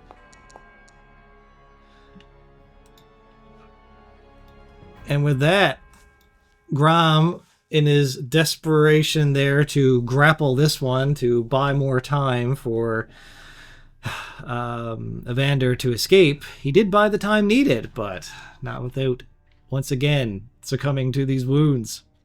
As this one critically hits, just walks up as he's grappling, times it, and curb stomps him. Stomps his skull right into the sand. And then Grom is motionless. And then with the rest of its movement, it's moving up here to engage you, Talbot. Yeah. And also, technically, he heals 3. You look as there's like a very slow regeneration on that. All right. With this, these two were going together. They tend to get clear. So you notice your mother, Fancy, escorts Talira to safety, and she's starting to make her way back for you. Jade, you're up. Okay. I'm going to move up to here. If Fancy allows it, I'm just going to touch her blade and give it magic weapon as a bonus action. Sure. Okay. And with my action, I will give a healing potion to the ringmaster. To Vesper, huh? Okay. All right. How much does it heal? Does it say on it? I could roll it here. If it heals me, I'm going to take this off me, okay? It shouldn't. Big 9. Yes. I'll apply the 9. Now he's still face down in the dirt, but now he's just went up to injured with the. Well, I guess you rolled him over and poured it down his throat. Yeah, that's why I took my action. Yep, and you bore him. Cough some of it up, comes to, his eyes open, flutter. What? Trying to see what the hell's going on. But Fancy gives you a very grateful look. this petite one that you were having words with, Fancy, gets up from being grappled, pushes the lifeless body of Grom off of her, and gets up and comes down to you. And is targeting you. and is killing you. Maybe 20 should hit. It's not a nat 20, it's just a 20. Damage. 30, Normal damage. Really high. I rolled a 5 on a d6. Big 8 damage. Fancy's now badly injured. She runs up and just clobbers you in the head. Just as you were getting up from being slammed by the other one to your right, this one comes up and clobbers you. Fancy, you are up. Surrounded by allies and foes. What do you do? I'm giving healing word to Grom. So that went on him. Oh yes, okay. He's back to full health again. Okay. All right, he's gonna have a migraine after this. Okay, so Jade just made my weapon magic, so gives +1 attack and damage rolls. All right, so what can I use to give me those bonuses? Is there anything on my character sheet? It's just when you go to swing it, you can either manually put it in, or we can remember if you don't want to fool around with that. So, like, okay, it's only going to be for this combat. So, okay, so I can use. Oh, go ahead. No, just when you swing your katana, you can either, if you don't want to type into +1, we'll just remember. Okay, I won't do that. So then I'm going to attack the one just north of me. The injured one, the one that you're having mouthy conversation with. Yeah. Yeah. All right, target him with T to target, and then swing your show katana blade. Okay, now magically enchanted. Let's see if this works. Show katana. Normal. Okay, so that's actually a 21, which is more than enough to hit. And you can roll your damage, and we'll add +1 to it. No big deal. Okay, normal. Okay. So it's 5 plus 1 more for being magically enchanted. 6 brings him to badly injured. All right.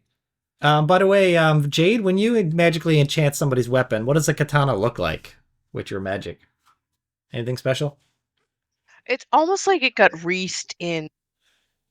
Just for a minute, it was almost like wreathed in metal, and then sort of turns back to the way it was. Oh, okay. Okay, cool. Yeah, and that is my turn. Okay, I'm gonna go. Now we go to Thistle Wandspring in the bleachers. He's okay. I'm rolling, but I'm not gonna have John this time. He's gonna target somebody else. So I'm going to do a D4 and roll. So skipping John, and we'll go from top down. So Kate, Melissa, Nick. So Talbot. He's targeting you, Talbot. Okay. And he is going to give you Warrior Boost. You may immediately make a melee or ranged attack with advantage. Okay. I'll do that with my hand crossbow, and I'll do that at the punk Thirstborn in my face. Oh wait, I got to target him first. As you can see, his magic is all about enchantment. He can even enchant people. Oh, with the advantage, that is a hit. Okay, and that is going to be damage. Normal.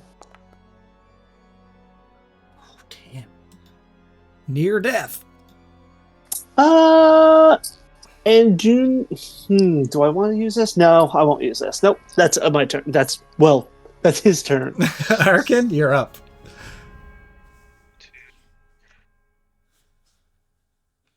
Up here. I don't know his name. Matthias. Yeah. I'm gonna yell swordsman, don't resist, and I'm gonna use telekinesis to pull him 5 feet back towards me, away from all those goons. Okay, there's no attack of opportunity, I guess, because it's not a force. It's a forced movement. And all those 4 guys will have to make a Constitution saving throw. Okay. All right. You still got spell slots for this? Yeah, because this is my last one, because I had a free one from that. Cool. That's cool. Oh, that's a fail. Going from left to right. All right. Okay. What's the DC? So 3 fail. Okay. And roll your damage. Man, you're flipping this place with gravity like crazy. And you got a free gravity as well from the rabbit. Yep. So 9 damage, is it? 9 damage, and their speed is halved. Okay. And the other guy takes 5 damage. Near death. 5 for this one. This one here takes 9. And this one takes 9. A lot of AoE damage. Dead and dying. Alright. I would imagine here, as you're flipping them with gravity, they're like flipping around. Not only is there sand going around, they're probably clashing into each other. It's more of a gravitational pull down. Oh, okay. Is it? Oh, so it just damaged like... It's crushing gravity. I just use the sand description as almost like it raised up for a second. The gravity went wonky before pushing it down. Oh, okay. Cool. So it's just slamming them to the ground. Nice. A lot of damage output. Anything else from you? That is it for me. Okay, well, your father and daughter gets clear of the battle, and he also is starting to make his way back, screaming, I have to go back for Fancy. I have to get her out of there. You know, parents, they worry about their children. The Charmed One, whose last command was to get this one to safety. So he runs down here and he just kind of shoves him forward. Not in a violent way, but it's trying to push him towards safety. Okay, Grom is up. Oh, and he's been healed thanks to Fancy. Just like Rocky, he gets up again. Nothing's keeping him down. Grom gets up, looks at this one in front of her, and is going to just haul off with all he's got and deliver a punch. With fury in his eyes and desperation, a big hit.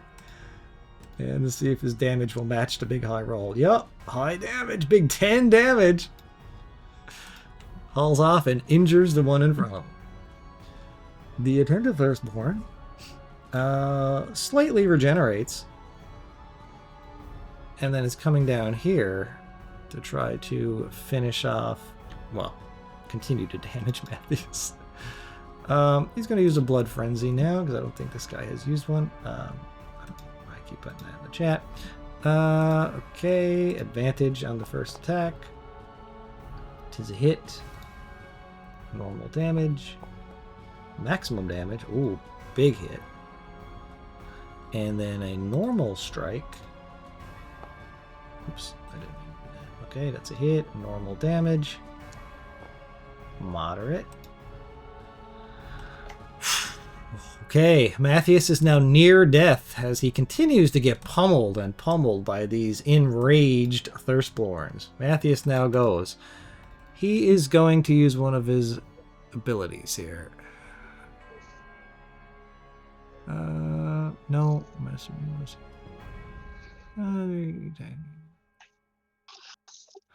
Well, he could have used that, but I didn't remember it. So instead, he's going to rely on... He's going to just... Oh, he's getting wounded now. He turns and looks back to you, Fancy, and says, "Oh, my child. Do you think it's in our favor, or should we flee?" Austin, just smile. I don't know. He's looking for you to know whether he should try to disengage, or do you think you're going to be winning, or does he stand and fight? Get out of here. You want him to get out of here? I want him to get out of here. Go. Oh, but Take my pants with you. You can see just a grin come across his face. No, he would only flee if he knew you were fleeing as well, and you're not, so he's staying. Can I deceive? Yeah. You can roll deception if you'd like. I will say, I'll be right behind you. Okay, there you go. Okay, Because you can know he's the type, he's not going to want to leave you behind. Okay, I gotta find my skills. He also doesn't want to die. Okay, here we go. Deception. Ooh, it's a big roll. You deceived him. So he's going to use his where's it to? Reaction. All right. He's going to use his Dazzling Flourish. He gets no attacks of opportunity against him. He disengages and gets a free 5-foot move as a bonus action. So he kind of dazzlingly flourishes his blade, throws them off, and moves about 5 feet back. He looks to you with a nod, and then flees 5 damage. He rushes out of here, assuming you're going to be right behind him. Fenwick, Yep. you are up. Yep. All right. I'll be there eventually. Normally, I move so quick it's kind of hard for the eyes to see. But this time, what you do see is a smoky blur. And I move up here. So anybody until the start of my next turn now is going to have disadvantage on attacks on me. Mm-hmm. So when I get up to this point, I kind of stop and say, "You should have fled with your cowardly leader." And I'm going to make 3 attacks using my last flurry of blows, 1 on each of these people around me. Okay, starting by the one by my brother. Are you doing it like a Kung Lee spinning kick? It's all 3. Yeah, except I'm so small, it's going to be like I'm jumping from one to the other, and I'll end Okay. in the same area. But it's kind of a spin kick. It's just I'm really small, so I wouldn't be able to do a spin kick Nice. in reality. Yeah. All right, so open this. First one.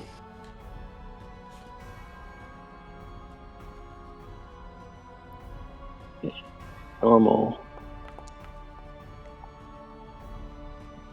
As he, of course.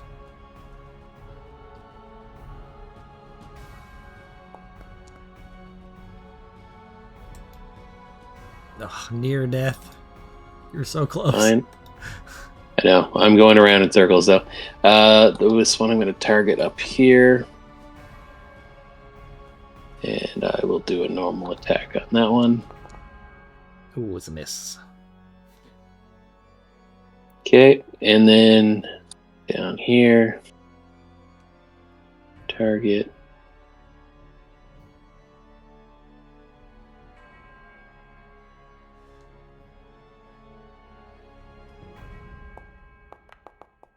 And that one is also a miss, unfortunately. All right, and then I just kind of land in the center in a smoky blur. Still very cool looking. It's just like you're not missing, is like they're blocking or parrying, and maybe one of them missed, but for the most part, you know, still a nice flurry. Cool looking monk ability. Okay, we can skip her. She's out of the battle. This guy up here. He just seen that dazzling fury and Matthias escapes, so he's going to rush down to attack. Okay, so I'm going to roll a D2 because on a 1 he's attacking Fenwick, on a 2 he's coming down for Fancy, because those are the 2 closest targets he has. A 2 is Fancy, so 5, 10, 15, 20. So he comes down here, dogpiling in on top of Fancy. Poor Fancy. Here we go.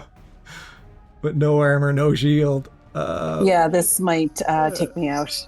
It very well might. Yeah. It's a lot. Minimum damage. Oh, well, no, I'm still up. Near death. Barely. Barely. All right. This one's out of the battle as well. So I'm just going to delete some of these people that are out of the battle for now, just because if they're not going to be coming back. I know for sure they're not coming back. So who are we at here? We just did that one, so now we're on him. He's going to also flee the battle. Okay. Oh, yes. Well, your ringmaster gets up, looks over at you after you heal him, or after you, well, you didn't heal him. You got potion came in his mouth. He gets up. Jade healed him. He's what would he do here? I'm going to do a wisdom check, but I'm going to give him advantage. I just want to test his character. Let the dice determine how he acts here. Oh my god. I gave him advantage because I'm like, odds are he likes you all enough to stick around. But with a 9 roll, it's almost like his willpower. He's just like, thank you so much, but we must go. We must flee. And he disengages. At 5, 10, 15, 20, 25, 30. Well, he had to get up off his feet. So he probably can only get about that far.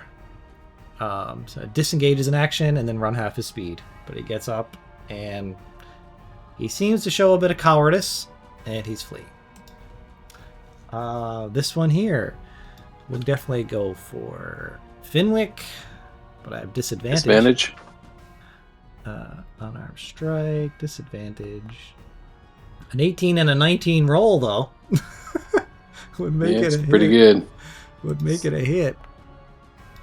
Alright, applying that. I'm going to use my reaction to try to deflect the blow. Go for it. Yeah, no, I'm just reading the ability. One second. Okay.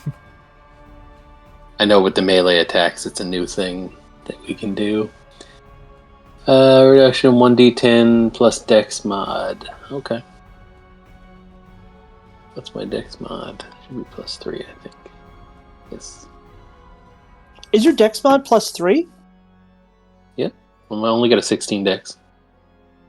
Why have your unarmed attacks been doing such weak damage? You've only been in plus 1 instead of plus 3. I don't know. I didn't set it up. Okay. It says plus 3 on it when I click the button. Okay. We'll have to check it out, make sure it's not set up wrong. So what does this 8 mean? Means I've deflected it. I take 0 damage. Oh, nice. Okay. Well done. If I had a key point left, I could have made him hit the person next to him, but I don't have any key points, so we're all good. Okay. Alright, moving on. Rolling. 1 is Grom, 2 is you. It is you. Targeting you with disadvantage because of your smokiness. Disadvantage. A nat 20 and a 9. For a 13 is a miss. Smoky cloak. Dropping a 20. Alright, we go to this one here now. She's engaged with both Jade and... So, okay. On a 1, it attacks Fancy. On a 2, it goes for Jade. 2 is a Jade. That's probably a good thing for Fancy. So, It's all right. I accept my fate. big roll of an 18. Here comes the damage. Oh, big 8 damage to Jade. Jade is also near death. This doesn't actually matter. I'll roll it, but if it fails, it fails. Still up. Okay, great. Still got the fairy fire up, yeah. All right. Moving on to Talbot. Okay, I'm going to do this at least. Okay, I'm going to come over here. For Fancy, where she's surrounded, I'm going to use my action to cast a Cure Wounds on her. Let's see. Make sure I do this right.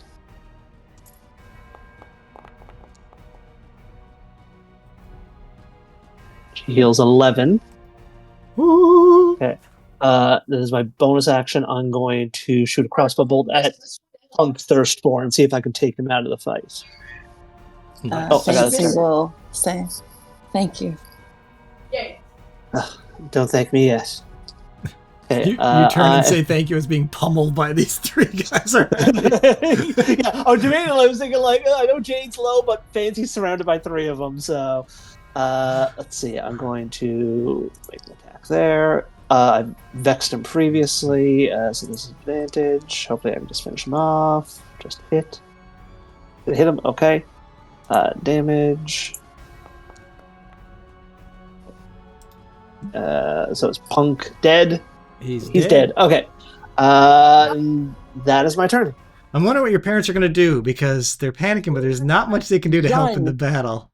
I told Matthias to get them out of here. Oh, true, you did. All right, so I'm going to say to Matthias is off screen over here now, and he's holding them back. And yeah, okay. Jade, you're up. Okay. I'm going to cast Cure Wounds on myself using my last spell slot. Okay. That's terrible. But now you're badly injured, which is not as bad. And I'm going to come stand here. Okay. Not leaving anybody's attack radius. Any bonus actions? No, I have no bonus action. Okay. Petite is up. Now we only have, we have 3 targets. I will roll a d3. I'm going 1 Fenwick, 2 Talbot, 3. Oh, the fairy. 3 is the fairy. No, not the fairy. She's still got it out for you. It's fine. We're committed. Oh my goodness. It's fine. Everything's fine. That was weak damage. Weak damage. Boom. 5 damage. Okay. Fancy, you're up. Just getting clobbered. Okay. All right. Actually, I didn't think I was going to survive. I didn't either, but get to this point. Okay, hold on. All right. You have a magical sword and an eldritch blast. That's probably. I think I'm gonna do eldritch blast. I'm gonna blast this. No, we're actually trying. In front of me. The badly injured one, yeah. That's probably a good idea. It's just Petite Thistleborn or Thistleborn. All right, hold on. Here we go. Let's target. Eldritch blast. Normal. 16. Roll that damage. And Mm-hmm. waiting for it to come up because you don't need. there's a lag. It's our. You can just click the one that was already in the chat box. You don't need to click it a second Perfect. time. Awesome. Yeah. Let's do that because there's a lag and it's driving me crazy. 6 damage brings her to near death. Would you just die already? Anything else? No, I just glare at her. So we're at Thistle. Thistle will roll a d3. So we already did John, and so Kate would have been 1, Fancy would have been 2, and I rolled a 2. All right. You know what happens to you? No, you don't know until I tell you. But Thistle targets you, Fancy. And enchants you with Mystic Protection. You gain 10 temporary HP. Oh my god, I love that rabbit. Good thing you invited him. I know! So I just added 10 temporary HP to your character. That's amazing. It is a mystical enchantment where it comes over you. Arkin, you're up. As I'm running across, I'm going to target this guy up here with telekinesis and try to pull him to here. They need to make a strength saving throw. Okay, he's pretty strong. Was 13 enough? Oh, 14. Okay, so what happens? He moves here? Yep, and then I'm going to use my natural ability of Burning Hands to target all these 4 people with that same shape over right there. With dex saves, I believe it is.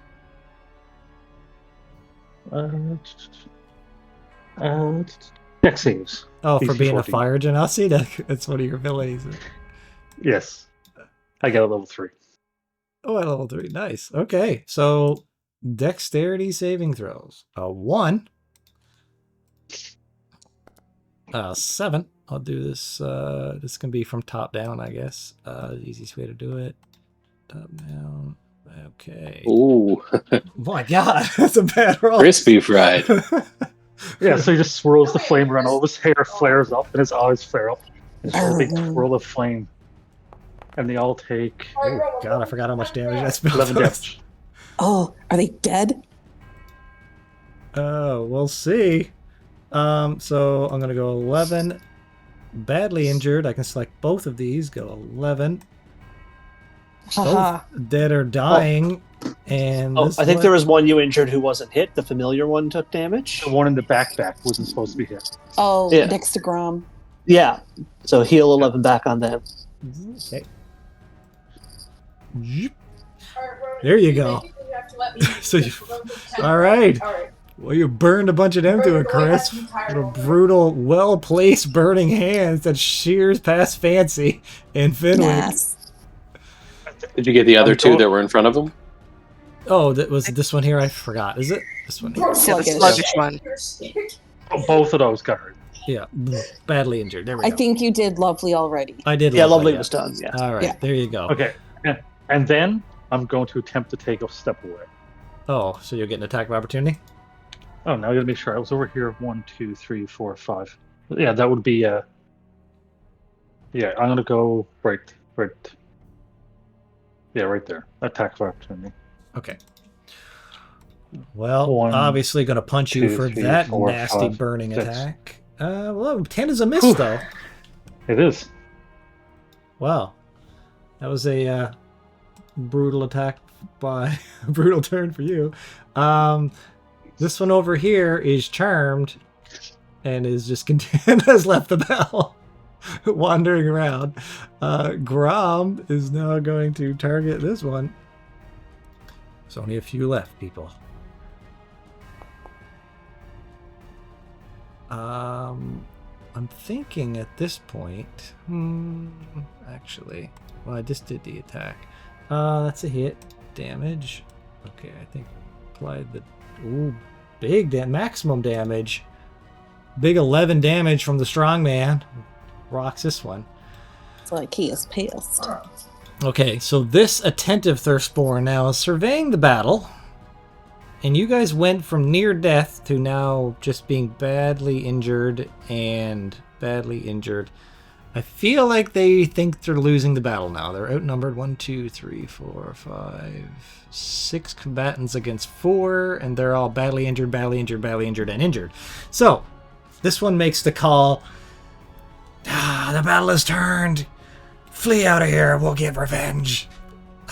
I figured the battle would have turned when their leader ran away at the very start. Nah, they thought they had you. They had you outnumbered. And they were confident. He noped right out there. Yeah, so Fenwick, you're up. Alright. Attack the one that the strong man just hit. Yeah, you clobbered him for 11.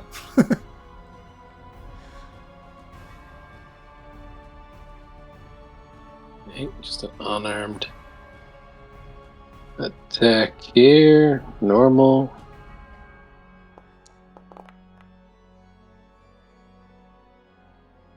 Tis a hit. A hit. Huzzah.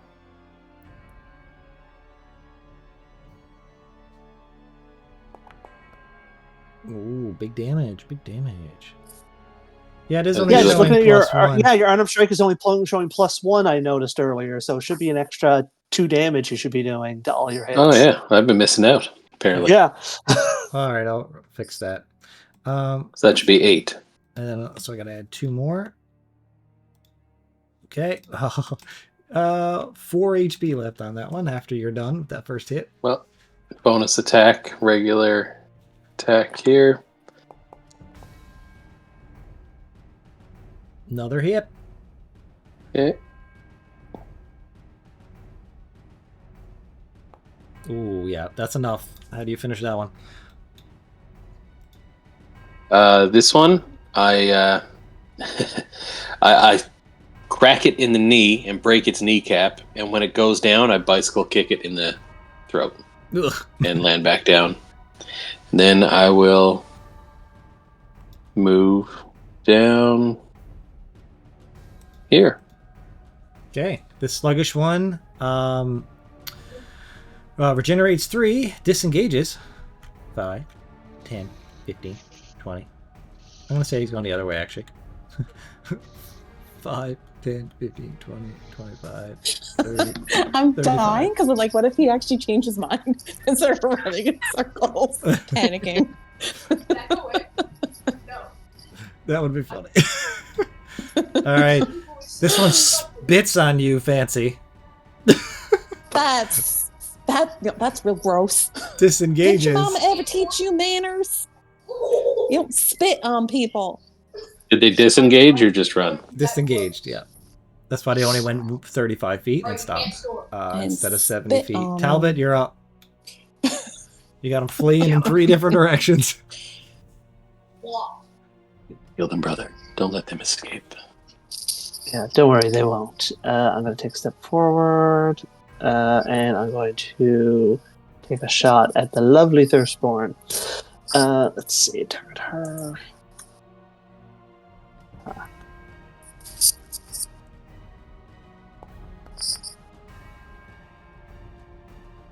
Tis a hit.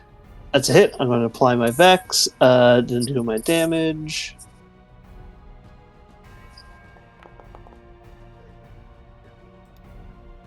Dead or dying. Oh, she's already dead. Can I reach the other one? What's the range of my weapon? Oh, I can get up to him.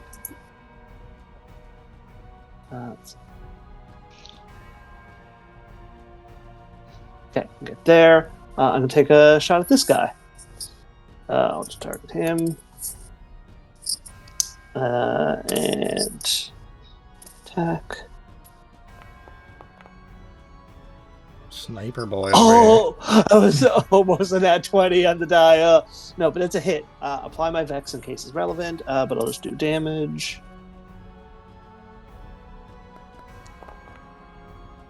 Jeez. And so, that's a lot of damage. Dead or dying. There you go. Yeah. I kept my promise to Finwig. So yeah, like as I go, shoot one, escape to the south, tumble to the north, shoot a second bolt, and yeah, down them both. Okay. All right. And rushing from down here, a little too late. And from the other side, some city guardsmen rushing in. Now, it's been about 4 rounds, so that's only about 24 seconds.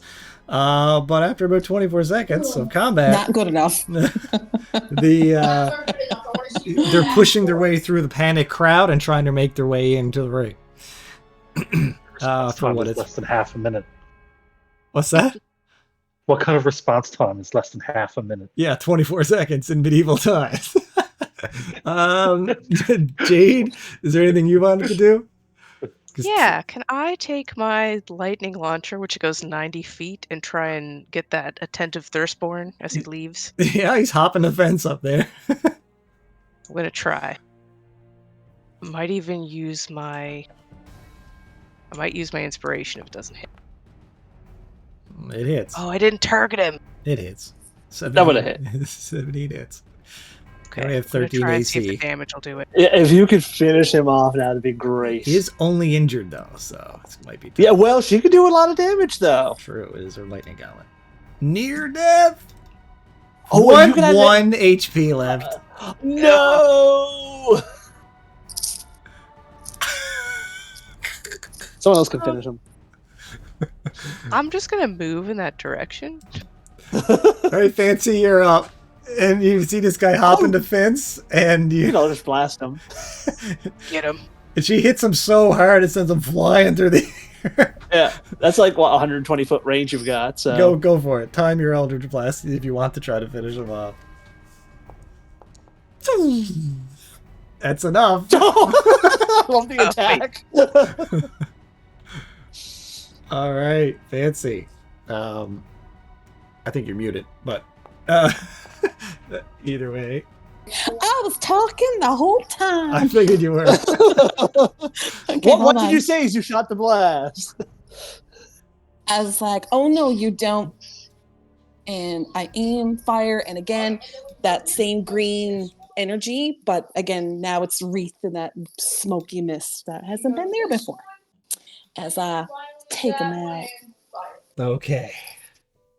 Okay, well, that was an epic battle that lasted 2 hours. But And no one died. Who dies? I was surprised. I thought at least NPCs would die. No, that's my family. The strong man's just looking for all his friends and like, what the fuck? Yeah. He already went unconscious Nancy twice. used most of her spell slots to bring him up. Yep. Oh, man.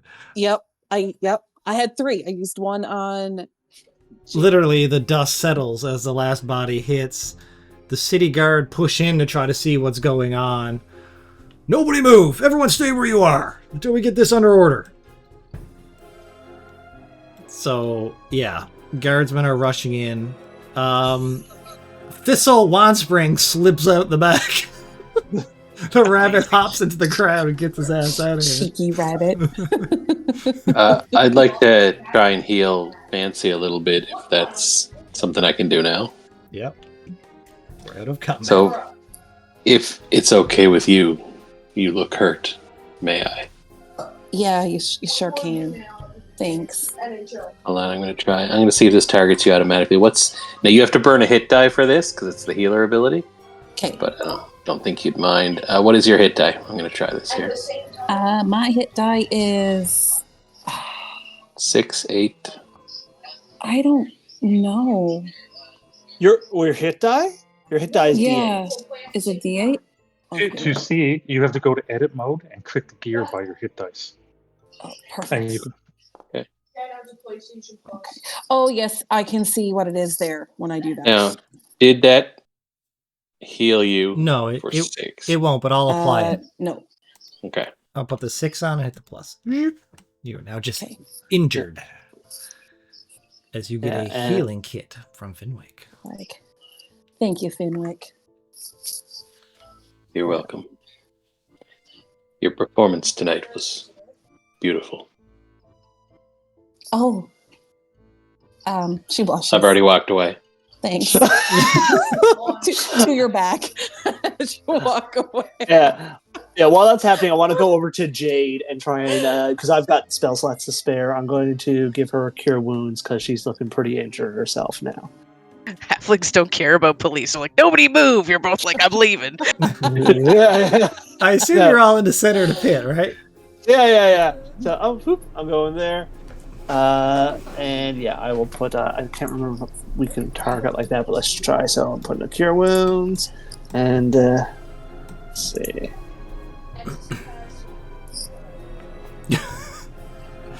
I see what you're doing, Arkin. You're slipping away down there. There you You're go. all 8 stealth if you're wounds. trying to sneak away. Yeah, so you heal 8. I'll heal you there, Fantastic. Jade, if you like. Yep. There you go. I'm sorry I couldn't get to you in battle, but it seemed like Fancier was in a tougher situation than you. shit. Can I?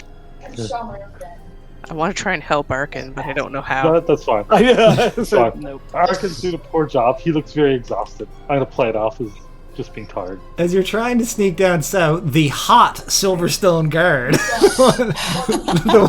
I just noticed they put a How hot hot is he now? Yeah. Did you intentionally make him hot? And he's got a different icon because of it? No. So, He's the same icon as the optimistic one up Fabio there. here. Oh, that's just a coincidence. Yes, just a coincidence. The He's hot, hot. The itchy beneficial, you got the hot who's got his own special icon. and he whistles as you go down. He's like, "Hey, you, get back here." He summons you all back. Okay, so he summons you all there. The chaos. There's a pile of bodies around you. That one. The one that is right there. You're letting him get away. I'm pointing at the charmed fucking bad guy who's... Yeah. Oh, he's long gone. He double dashed on his turn. Okay, I was going to say. He's not Yeah. there. It's like he's still there. He's gone. Yeah. So the guards now, they essentially rally you all up and say, all of you, explain what happened here. Well, we were in the middle of a performance, you see, and we were attacked. That's long and short of it. And they're like, any markings? And he looks to the other one who bends down, and they're looking over the dead bodies. No identifiers. They had scars on their faces. Oh, so they do. And now she notices today, you pointed out. Yeah, they all have scars on their faces. What a sick bunch. Anybody know who this is? They look to each other and to you to see if anyone has any recognition of what faction this might be. Or gang, or whatever they are. The ringmaster, Vespa, he might know. Where is this Vesper? The leader of these guys, pointing to the dead ones, his name was Veyron, but he ran away. He said something. What did he say? Sanguiturmus? Jade looks like completely Like, the words are there, but the thoughts are not. He tilts his head. What language is that you speak? What does that mean? I don't know. That's what he said. I think it was just gibberish with no bearing on anything. And why would he shout it? I can't even pronounce it. I can't even remember that. How would you even spell that? Try to remember that. He looks at the lady He next might to have him. had a few drinks before coming. Who knows? He looks over at the itchy Silverstone guard and tells her to try to remember that. She's scratching her chainmail armor. And okay, so after he size up the bodies, look at that, and he said, "Do you have any? What reason would this group have for attacking you all?" Seemed just like a case of bad blood against the ringmaster. Their leader, the one who got away, said he used to work with the troop. But that's all I know. Is Grom saying anything? Grom has a splitting migraine from making death saves twice. Fair enough. And a face full of dirt. His beard is covered in sand. He's over there, and he's just slumped down, sitting down, pissed off. But relieved, but pissed off. You got beaten to unconsciousness twice in 12 seconds. Yeah, you may learn more about the assailants by speaking with the ringmaster. Or perhaps if you search the corpses, you might find a clue. Thank you for telling me how to do my job. He looks at you. A bit stern, Fenwick. This other one steps up. Very well, I'll take all your names in case further investigation is required. Going around to all of you, starts with Grom and makes their way around. Do you all give your legit name? Yes. Fancy, what name do you give? She gives Fancy. What last name? No last name. Looks at you. Looks Just back at the Fancy. paper. It is a requirement within the city to have a surname. I understand that it's a requirement in the city. But for today, you can just write down Fancy, if you don't mind. Roll persuasion.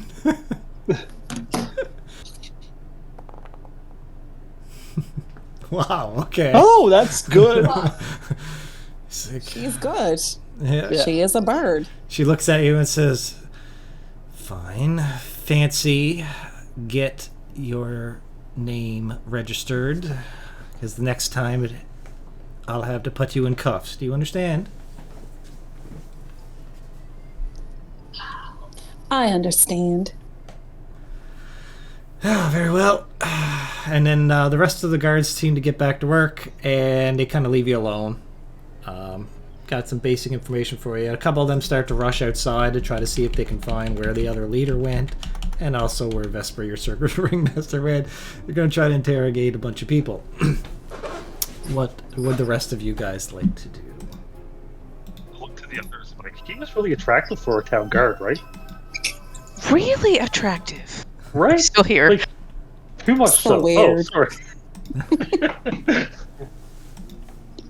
Fancy, do you need to check on your family? Yeah, See how they're doing? I do. I don't expect you to hang around. I can meet you back at the inn if you like. I think we can wait. I mean, there might be some stragglers. I don't think it's wise for any of us to travel alone. Also, Alright. we should all go find them because they left with one of them who seemed to be charmed. So if the charm wore off, they're probably in danger. All right. I won't be too long. I'll be right back. And she hurries off. Okay. And the rest of you, then, if Fancy is rushing off to regroup with her troop and family, what will you guys do? Will you get out of here and head back to the inn, or are you going to do some late night shopping and or partying? I think if we're not all going to wait for Fancy, I think like one or two of us should wait for Fancy. Just as I'll say to you after the conversation. I'll stay with her. You go with them. Make sure that guy doesn't hurt anyone. And I'm going to trail after Fancy. Okay. Okay, so I'll let Finwick go with them, and I will go with the rest of the party. So what is the rest of the party doing? I think returning to the inn for now. Yeah. A little battered and bloody. Okay. You all make your way back to the Wandering Wisp Inn. Some of you limping back, some of you not so much. But obviously when you leave this circus area, the whole outside, the guards are trying to set up perimeter.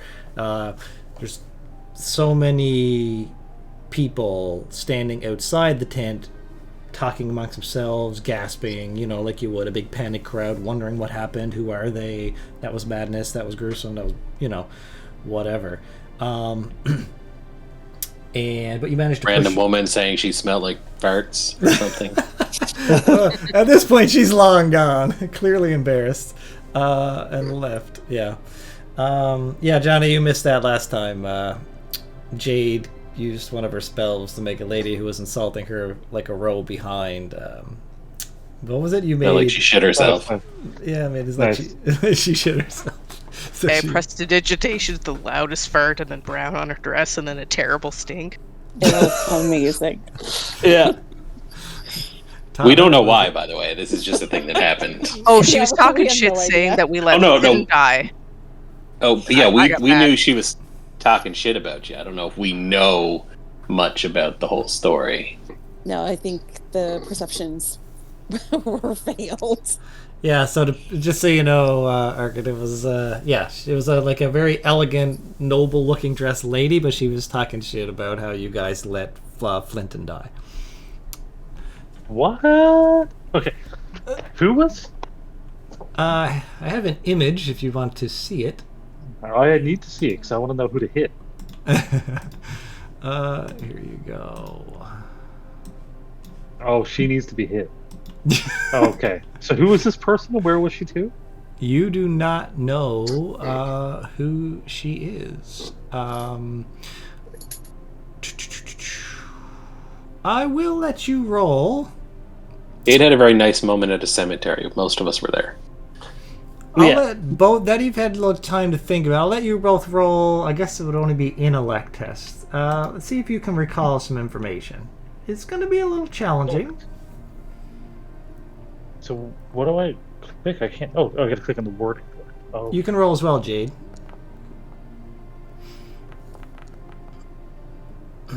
Those are two pretty average rolls. All I'll say is that she looks slightly familiar, but you couldn't quite place it. Okay. That's pretty much all you're going to get. But otherwise, that's it. All right. Now, as for Fancy, who do you approach? You do approach your family. Both your parents are there with your brother and sister huddled around. And they're worried about you, and Matthias is on his way back to come get you. He convinced them all to stay put, and he's on his way charging back when you meet him. So who do I run in first? Matthias, because he's charging back. But in the distance behind him, you can see your family all huddled around, sitting there. You can clearly see that he just told them all to stay put, and that he'll go back for you to save you. Okay. And he's on the way coming back to try to save you. But you would see him coming back in your direction. All right. See, I told you I was right behind you. Oh, my dear, my dear. You fight so well. I'm surprised. Well, I think you've learned even more since... Wow. Okay. it's all right. Are you all right? You got hit pretty bad. Oh, I've been through worse, my dear. But you did all that, even with a prop sword. Well, I had a little help, and I learned from the best. Oh, you did. That you did. I'm gonna go check on my family. Yes, you do that. I'm going to get some medical treatment for poor... and he looks over at you. I come up out of nowhere. Oh, okay. I can help you with that. Oh, this is Fenwick. He's a friend. Oh. Fenwick, this is Matthias, my teacher. You're a good teacher. I appreciate that. And you are quite the martial artist. I seen what you did there. That was... I haven't seen those kind of moves in a long time. Not since my travels. Oh, but 3 years ago. May I attend to your wounds? Not me. Don't worry about me. I'm fine. I'll take care of myself. However, if you wouldn't mind, and he looks over at Thalira, the elven lady with 1 HP, who's like absolutely crawling across the floor. I'll use as many uses of the healer kit as I would to get everybody back to what they need to be. You just tell me the number of uses and I'll check it off. Luckily for you, she has a very small hit point pool. She... I don't even know where's her freaking character gone. But anyways, yeah. You can just use whatever you... Oh, why can't I find it? Oh, here. I delete her off the tracker. Whatever. Just however much you want to give her. Like, she only probably... I think she has 11 HP. Anybody who was hurt, I'll take 2 from everybody. I'll just do 2. And that'll... Anybody in that group that has any kind of wounds or a bandage, or even if the... anybody needs help. So I'll just take off 2. Yeah. All right. Well, you go around and you apply some first aid to them. Fancy. What are you doing while Fenwick is providing medical aid to everyone? I'll go find my family, but I'll make sure that I don't stray too far from where Fenwick is. I don't want to lose sight of him. So if that means that I have to wait, You're all in the then same I'll area. wait. I'm treating your family and the actors, so... Okay. And Vesper's being rallied up and brought downtown by the city guard for questioning. So you see him being carted off. He's not arrested, but he's being escorted for questioning. Yeah. He'll be fine. He knows what this is all about. So I'll go find my family. And when they see you coming, they rush up, fly over, and give you a hug. Everyone's kind of like the younger kids are in more shock. They've never really been in a combat like that before. But your parents have been through some struggles, so But I'm so glad you're all okay. It was really rough there at the beginning. I'm glad you got out. Oh.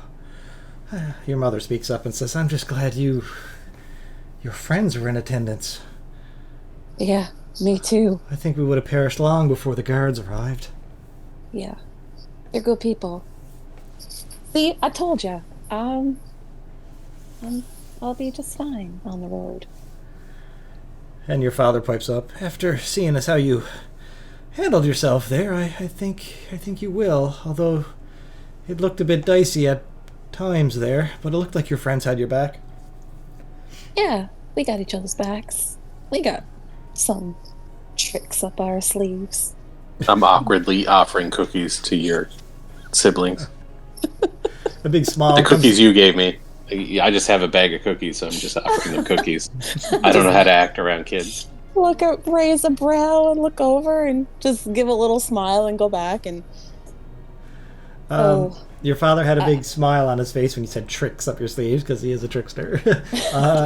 And he puts a big smile with that. And you do notice your younger brother pipes up as he gets a cookie and he eats it. And he looks at you, Fenwick, and he's like, thanks.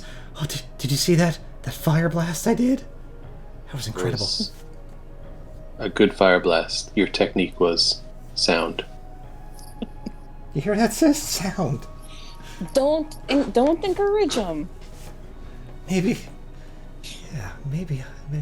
And then the other sister kind of taps him. Nope. He's like, "No, you're not going on to be a hero like your older sister.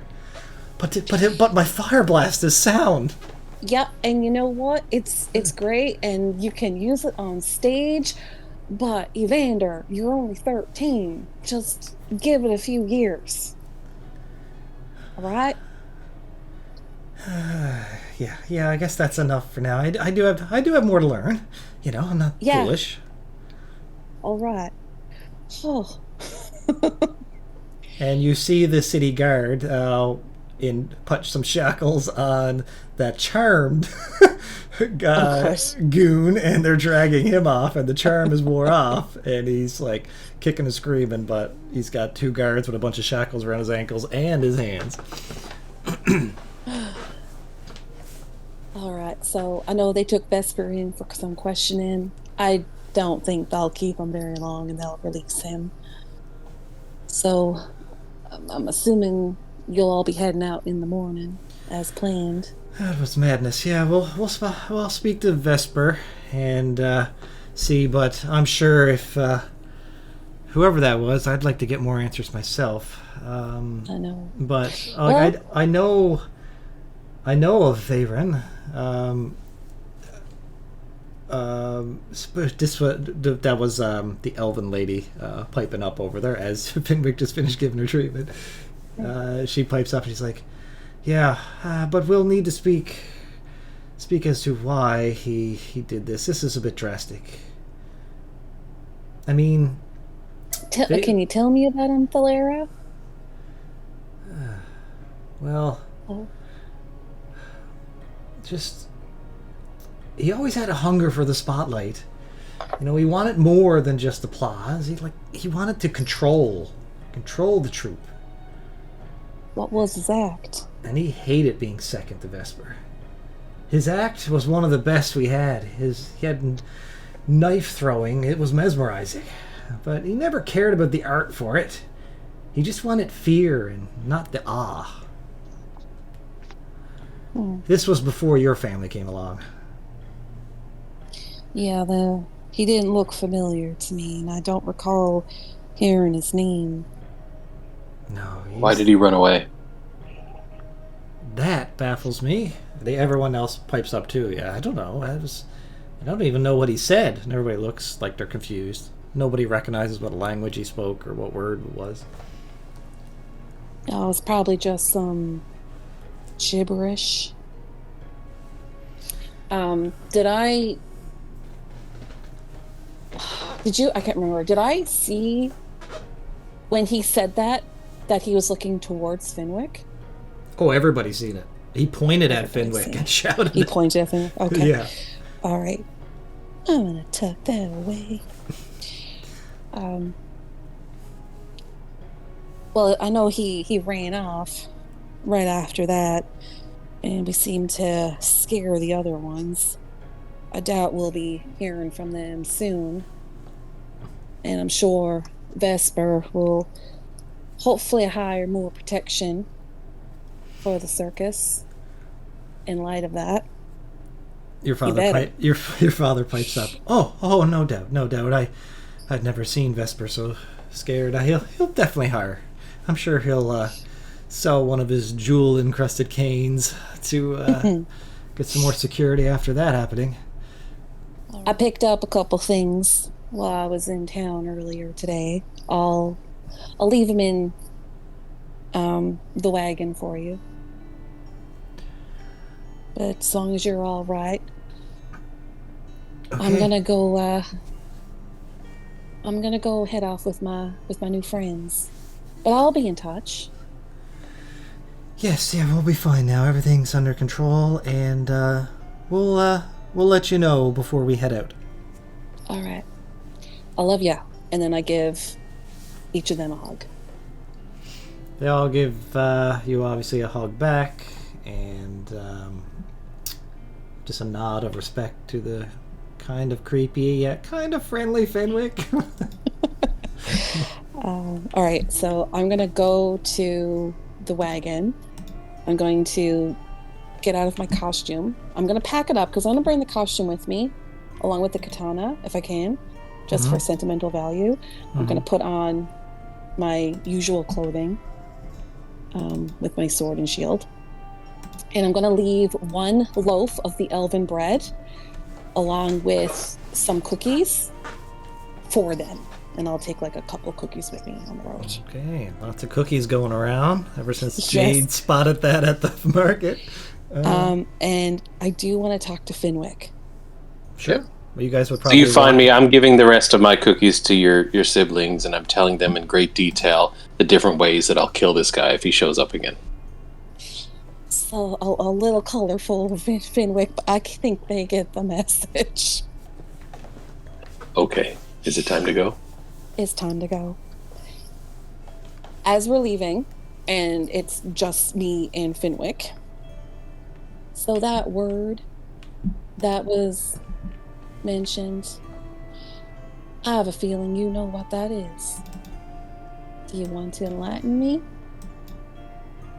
Sorry, I don't know what it is. Not that I don't want to enlighten you. I've not heard it before. All right. As long right? as... I've never heard that before. Well, you can roll insight. All right, I'll roll insight. No, not you. Fancy would roll insight to see if you're lying about not knowing it before. No, I'm not going to roll insight. I'm going to take him at his word. Okay. Yeah, I'm going to take him at his word. But I am going to say, if you're ever in trouble, Finwick, I'll be there to help you. You help my family. And that means a whole lot to me. So, I like to return the favor. Anytime you need. Those are acceptable terms. All right. Let's get back and get to the others, yeah? Yes. I fear if I leave my brother for too long, he will get up to mischief. You two really care about each other. I can see there's a very close bond. I mean, normally there is a close bond between siblings, but there is something between you that I know I've never seen before. It's kind of nice, actually. Yes. I hope you two always have each other. Me too. Let's go. Finwick's done being personable, so he's just gonna walk in silence unless you talk at him. No, I think it's probably a companionable silence between us as we make our way back. That's fair. Cool. All right, and the rest of you guys went back to the Wanderer's Wisp. It's late at night, so there's not much traffic going on in there, not many people in the dining area or anything. You plan to go just to sleep, and some of you guys, I think you only ordered the Mystic Suite for one night, right? So that's over with. I think we paid for 2. Yeah, I'm okay to pay for it again. No, if you paid for 2, I'll say that's fine. I don't know if you did, but I can't remember. I'll say you did pay for 2, but just this will be the last night. You get one more night in here. Yeah, we did not do the Mystic Room. I know that. So myself and Finwick have I can't remember the name. The but Traveler's it might have been Quarters. Yeah, I think the Traveler's. We booked the whatever the minimum was. Yeah, it was the cheap one. That's the cheap one. Yeah, that's all you get. So, is there anything in particular you guys wanted to do as you went in that inn for the night, or do you all fade to sleep? I'll let the others know that I'm going to head to my room. But when Finwick and Fancy come back, if anyone wishes to talk about events this evening, you can certainly find me there. Otherwise, we can talk in the morning. Okay. Okay. Before you go, I was thinking about your crossbow. Do you have magical weapon? Or magical, do you have magical ammunition? Makes it better than normal? Nothing magical about it, but I have some things to make it a little bit tougher. He sort of holds up the hand crossbow, which has sort of been modified to sort of be wrist mounted, and he sort of highlights sort of the vial that he sort of screwed into it earlier, a little bit of alchemy goes a long way here. This sort of helps pack a punch. I think I would need to draw some plans up, but I think I could maybe make it so it wouldn't take ammunition, but it could shoot like you do 2 times without reloading. Well, wouldn't mind discussing that a little further, but don't put yourself to any trouble. Well, I need to drop some plans. I don't think I could do it right now, but if you're interested, I'd think about it. He thinks for a moment. It's like, if you wish, but as I said, don't trouble yourself. Okay. As I said, I'll be in my room. Have a good night. Good night. Okay, so you guys were having that kind of down at the main lobby or just outside of the inn, I'm going to assume, right? Before you went up to your individual rooms. Yeah, when I get to my room, there is something I want to do before the others show up, depending on what you're deciding. Sure, yeah. No, but first, while you were doing that, and Arkin, because you all walked back the same, while they were having that conversation, you were just giving them a moment, right? I wanted to go over to the barkeep, but what were you going to say? Okay. I was going to say, as you make your way towards the barkeep, a character approaches you. Here we go. Do they have a scar over their eye? This person... Arkin squinting. We have PTSD. This person, yes, has tons of battle damage on their face. Yeah, what angle is the scar to their eye? What angle are we talking here? Yeah. Are we talking horizontally or vertical? It's just like in the image, and it looks like it's been healing over. He's a little bit startled. He's a little startled. He's good. Jesus. Well, not Jesus, but, whatever deity I would say. And you recognize this person as Arya Shadecloak. And as you are making your way towards the barkeep, this person is coming down the stairs from the area where the rooms are kept and looks at you as you are walking. They see you before you see them, but she looks over and says, "Arkin? Didn't think I'd see you back here." I'll reply, Arya? You said Arya Shadecook? No. Shadecook. I don't know. Shadecloak. It's in chat. She might be a sneaky cook. I don't know. That cuts her face while she cooks? That's really bad. Yeah, she's really bad at cooking. Oh, Lord. All right. She says, Hey, so- what, look at you moving up. How do you afford to stay here? Okay, before I answer, how do I know this person? Yes, that's a good Like, point. You know her. She is a... Good question. Yeah, she is... I meant to say that, but then we got the whole cook thing and it threw me off. Yes, you remember her as just somebody who... She's like a veteran thief, somebody who did odd jobs in Gutter's End as well. Okay. Not a part of your troop or anything, but she's well known in the Gutter's End district for doing mercenary work. Just odd job, came into a bit of coin. Drink? Just point to the bar. I suppose I could have one. I got enough time before my next job. And you look at her and you can see the wounds are just healing over. Like she just probably finished a job and didn't even have a chance to heal up and is going out on another one. But she pulls up that... I have 5 minutes. Hops on the bar. I'm gonna sit up to the bar, and you look like you had a rough go. Yeah, but you should see the others. Yeah, I got in, I got out, the job's done. That's all that matters. And I got paid. Hey, have you tried the Mystic Sweets here? They're quite something. I did it last night, actually. It was really nice. It's a lot better than where I'm used to sleeping, but... Yeah, well, from where we come from, there's nowhere to go but up, right? Yeah, pretty much. It had a balcony and everything. It's pretty nice.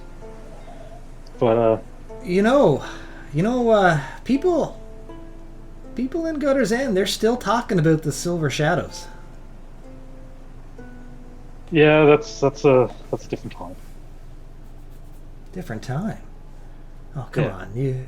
You pulled off some jobs that some of us wouldn't even have dared. You had fast hands, sharp mind. Oh, and that mess with the gem. Hell of a price you paid. Well, I guess would have paid. How'd that all happen? Honestly, it all happened so fast I wouldn't really be able to tell you. And it was a mess. Misunderstanding. A mess. Okay, and with that, Jade and Talbot, we're walking. I'm order us drinks, by the way. Oh yeah, at this point I'll say the drinks are served. And Talbot and Jade, you finished your conversation and you're walking in. And as soon as you're walking in, you do happen to notice Arkin sitting at the bar with somebody there, but that person, as soon as the door opens, this person swings and looks at the door instinctively. And when it sees you, Jade, you also recognize this person from your basic streetwise, and looks at you and says, Jade! Oh, B. You're still alive. Wouldn't have it any other way. Oh, you're still standing, both of you. Well, that says something. That says. Come, have a seat. Drink, Jade. Arkin's buying. I am actually. Wasn't that nice? Looks like Right- you've right- tussled up some people. Who's this little fella? Your boyfriend? She looks over at Talbot, who you came in with. No, he's a friend of mine. Yes. Sort of like looks around for a bit. I just sort of looks over to you, Jade, like, I'm gonna head off. I have a few things to do before Finwick returns. You enjoy time with your old friend. Thanks. Tablet just sort of head off. Jade and Arkin, so tell me, what's next for the Silver Shadows? Surely you didn't leave that behind. Look at Jade. I'd say that's Silver Shadows is done. Oh, that hurts. She holds her heart. That hurts. You were just starting to make a name for yourself, but I guess, everything went tits up, right? Yeah, that was the three of us. And it's not three of us anymore. So. Oh, what was your friend's name again? Begin with an F. She says to you. Trying to remember and recall his name. Flinton. Flinton. Yeah, I heard he got kind of messed up with that, right? Where's Flinton?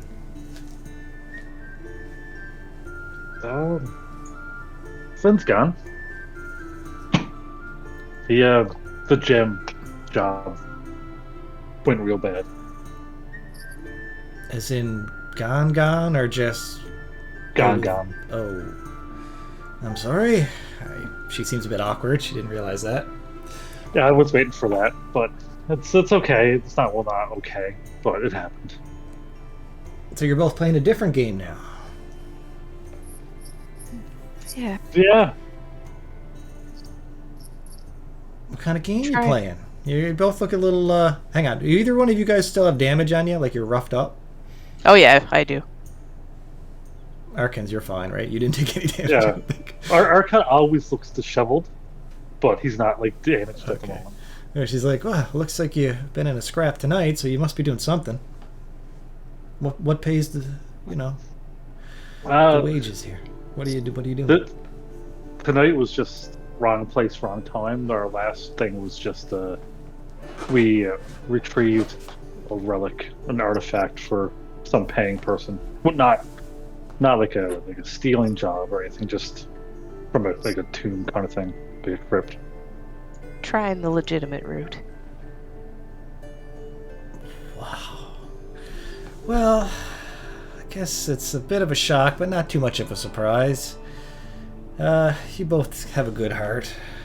It just, Hey, it's like anything. Every day is a new crossroad, and you choose a different path, right? Or choose to stay on the same one. I don't know. I'm trying to be philosophical, but I can't be. Yeah, well, I'm glad you're both doing fine. Well, I gotta hurry up and get to my job.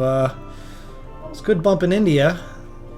So, if any kind of shady work comes around, and I need help, are you in or you out? You left it behind, you said, right? Jade kind of looks at Arkin.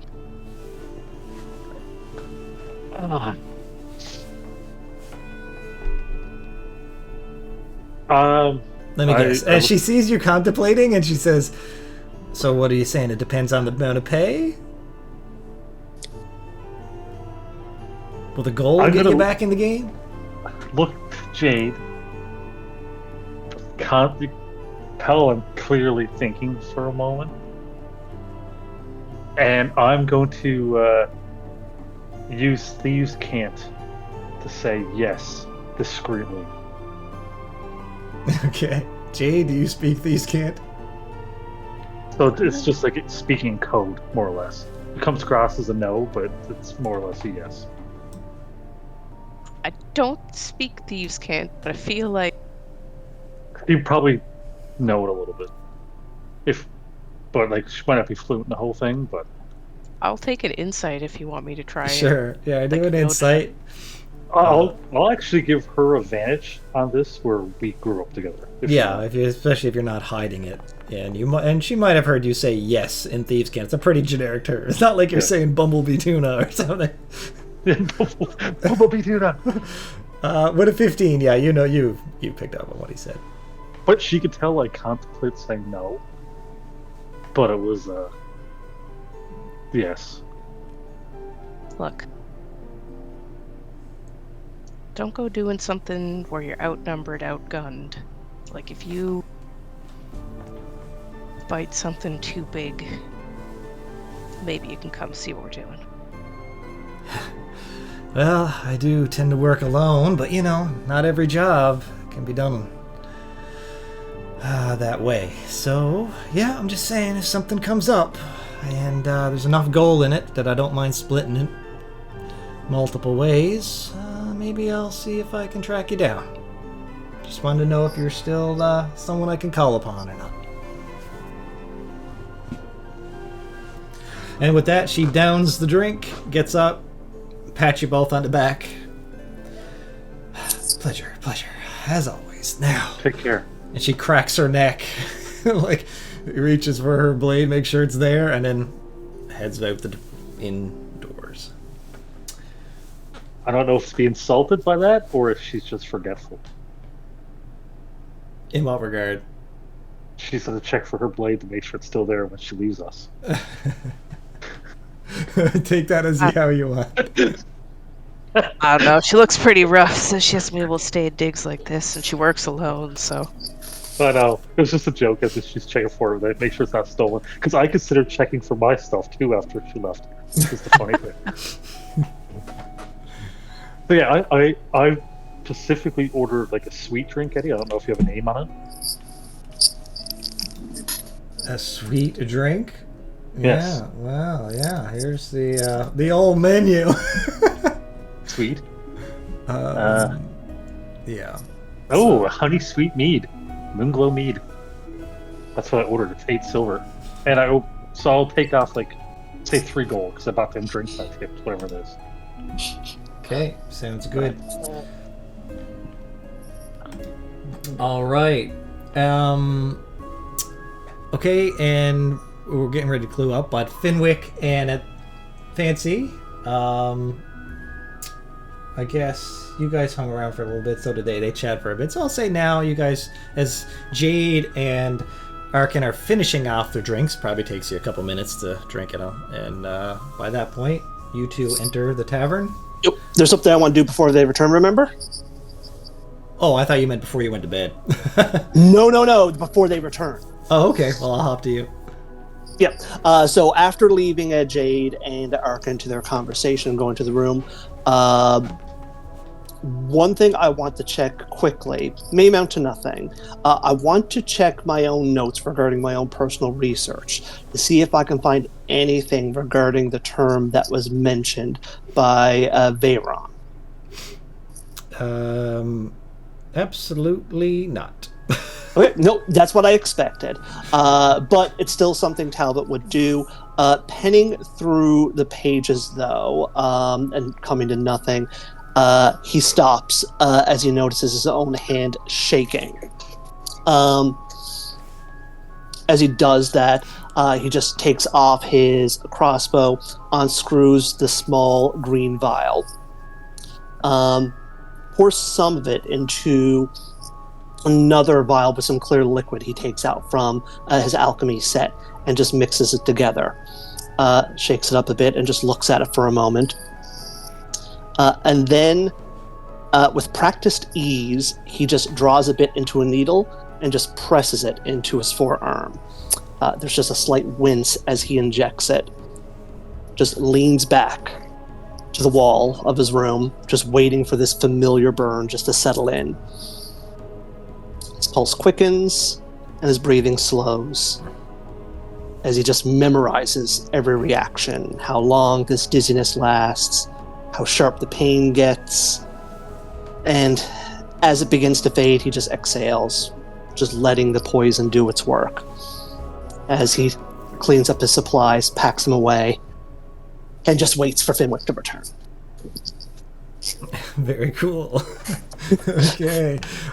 Shooting up in the room in the hotel, why not?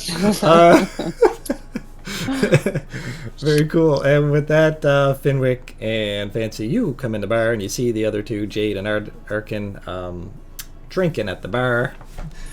And is there anything you want to do there, or is everybody going to sleep? I just wanted to throw that out there just in case. Sleep? Maybe? I have nothing. I would just go on straight to the room. Okay. Everybody's going to sleep? Yeah. Fair to say? No. Okay. That's why I keep asking, Okay. just in case. Yeah. I was waiting. So everyone's gone. Yep. I don't know if I actually spent a night in this inn You've not. because I spent it at the circus. Yes, I don't have a room. Right. So would you like I'm a going- traveler's quarters, which is the poorest of poor, the adventurer's retreat for 1 gold per night? Oh, the cheap one is 5 silver per night. The adventurer's retreat is 1 gold per night, or mystic suite is 3 gold per night. That's like the luxury suite. So it's either 5 silver, 1 gold, or 3 gold. None of the above. So Oh. my character, So my character, she's sitting at a table. Everybody's gone. Mm-hmm. She is going to order a drink. Mm-hmm. She's going to order Wisfire whiskey. Okay. Just because of the events of the night.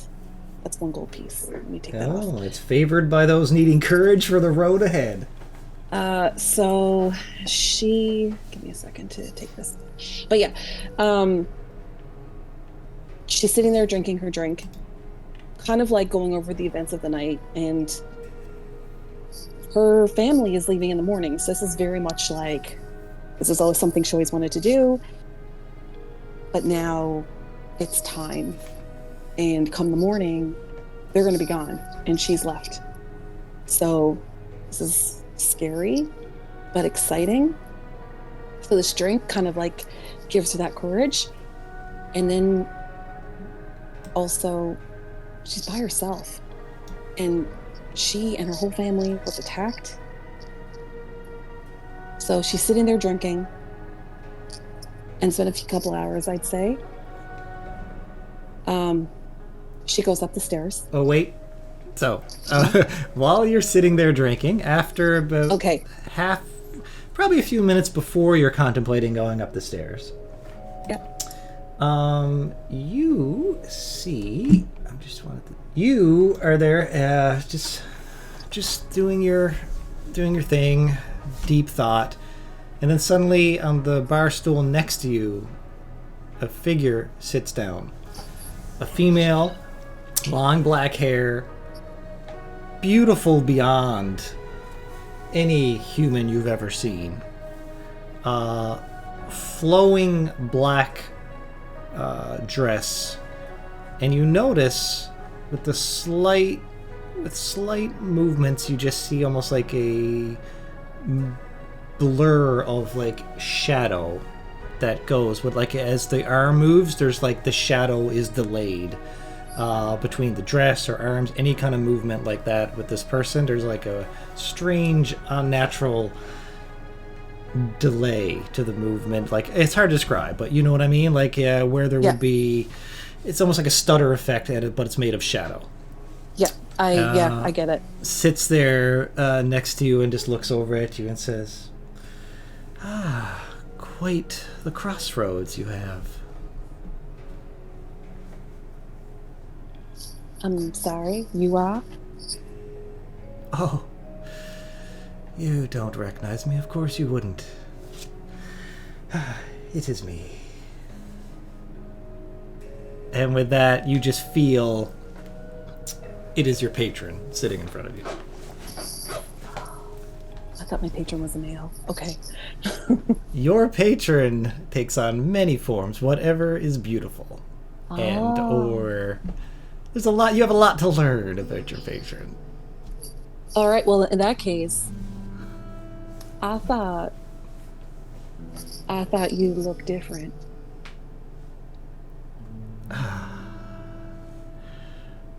I look however I feel like looking. I see.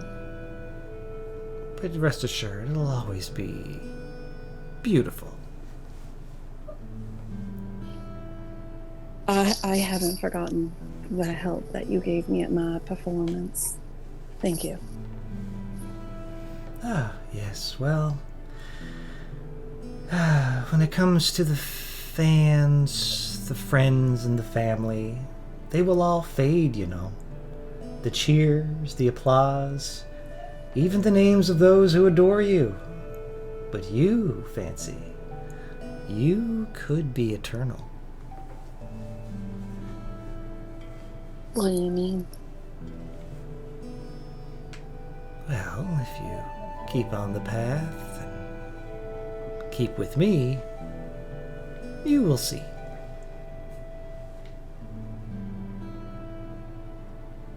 You've already given me some incredible powers. Oh, I haven't even got started yet. It's tempting. But I really do like to dance. My dear Fancy, you are more than just a dancer.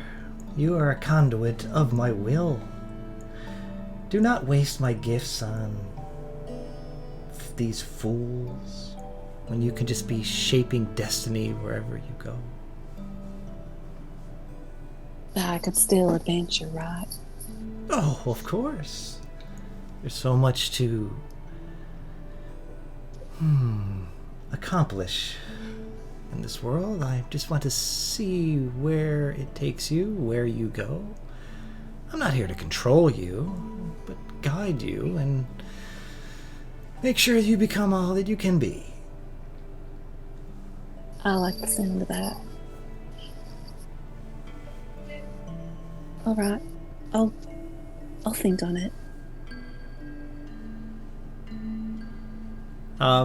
With that, you notice the door swings open violently, so you instinctively look back. There's a big, kind of half in the bag drunken man stumbles in. And when you look back, the figure next to you is no longer there. All right. I shoot back my whiskey. Stand up. Do I know what rooms my companions are in? Not really. Okay, I'm gonna go to the bartender. Excuse me. I came in here with two halflings. They look kind of similar. Can you tell me what room they're in? There's a guy with a bowl mushroom cut, kind of nerdy, behind the counter, a lot of freckles. We're not supposed to tell where the people are in what rooms for safety purposes. I understand they're friends of mine. I was just with them a little while ago, but we forgot to exchange rooms. I'm really not supposed to. Roll your persuasion. I'd really be obliged if you told me. Okay, hold on. Persuasion? Yeah. Okay. Oh, wow. Impressive. I flash him. Whoa, hello! Hello! Ladies! Bat my eyelashes, flutter my wings. Well, this nerdy guy melts in front of you. That's right. I suppose. I'm the prettiest thing you ever seen. That you are. And he drops the papers on the floor, bends over and picks them up. Let me just see here. You said who now? What were their names? Fenwick and Talbot. No. Okay. Yep. Here you go. And he gives you the room number. Thank you so much. Yeah. Don't tell anyone, please. I don't want to lose my job. I won't. Cross my heart. And I go. And as you're walking away, he's watching you while trying to clean one of the dishes, and then he stumbles over the bar and almost drops the dish and it shatters. And he's like, "Oh, yeah, wow, what was that? Oh, some ran by my foot. Yeah, that's it. Yeah." It's all awkward and just. I got what I wanted. Then you go up the stairs. Go up the stairs, find the room. Don't know if they're gonna still be awake, but I knock on the door. Are you guys still awake? Whose door are you knocking on? Fenwick's and Talbot's. I don't know how late it is, but I'll get up and answer it. I think it's maybe about 1 or 2 hours after everybody went. Yeah. All right. Okay. Well, it's up to you guys whether you're asleep or not. You guys just take the scene away. I guess just before then, because when Fenwick returned, just a small thing, just in case it has any relevance afterwards. So when Fenwick returns to the room, Talbot's there waiting. Seeing that you got back one piece. So, that term that Veyron mentioned, Sangrotermus, do you know what it means? I don't. If I had, I believe you. You should. Why would I lie to you? You have no reason to lie to me. I just simply wanted to ask. Of course. I am concerned. I believe it's the cloak. If I must, if I could make an assumption. I think so too. He saw the cloak and left. This cloak may have belonged to something he's afraid of. We'll use that to our advantage if we see him again. Yes. While I'm sure you don't have much appetite, I would recommend you take this. I could use your medication tonight. I was quite... Yes. I could use your medication tonight. Good. Here. And he'll sort of come over with a small vial and sort of wait for you to sort of lift up your arm as he sort of puts a small needle and an injection in. I met Fancy's siblings tonight. Oh. I gave them my cookies. I taught them a pressure point to make somebody soil themselves. Well, I'm sure they'll put that to good use. Probably should tell Fancy. I just picture you got the thing wrapped up, putting a needle in your arm. He's lying on the bed. You're on the chair next to him, and you're having this conversation. I gave him cookies. Yeah. 2 hobbits. So. We have issues. So. Okay, now are we at the point where? Yeah, absolutely. Yeah, we're at that point. You're probably in bed because she said it was a couple hours, so you've probably been in bed for maybe an hour at least or so. Yeah. And then the knock comes on the door. All right, I'll get it. Okay. Do you have your crossbow? I do. Excellent. I just sort of like shift into a corner just out of sight, aimed at the door. The door opens a crack, and I see it's you. I know. Disarm, brother. I open the door. I lower my arm. I know it's late. I'm sorry if I awoke you. After what happened tonight, I'm not used to sleeping by myself. I'm only with my family. But, do you mind if I crash here for the night? I can sleep on the floor. I understand if you're not okay with that. I'll just leave. Our bed is designed for human-sized creatures. We are all fairly small. This will not be an issue. Come in. Thank you. So I go in. I have my sword behind my back, and Talbot's in the corner with a crossbow. I see you. You guys keep yourselves well defended. That's good. Also, you've done this before. Well, we'll leave it at that. Thank you. Well, you never knew who's going to visit in the middle of the night. Fair. If you travel on the road long enough, you'll learn that. Yeah, I'm kind of new at this. That's okay. Our bed is large, and we are small. Find a corner. Okay. Tuck I in. curl up at the foot of the bed. Make myself as small as possible. Which I think I'm smaller than them, like a little bit. You're a small fairy, and we're two halflings. This is a human-sized bed. You guys are, three of you are lying sideways. I was like, I don't want to impose on them as, any more than I already am. So I'm just going to make myself as tiny and sleep at the foot of the bed. Our feet didn't get anywhere near the foot of the bed. Yeah. There's still space left over on the bed. What I got is a single And then when you wake up in bed. the morning, fancy sprawled at the foot of the bed. Like the bed's like your typical 4 feet across, 6 feet long. So you guys are good to lie Exactly. We could lead side by side, and a fairy on our feet is more than enough room for us to all have a bed. By the way, you got 4 big hobbit feet next to you at the bottom of that bed. Fancy doesn't care. All right. Well, I guess that's a good place to end it. As you're all fading to black and going to sleep here.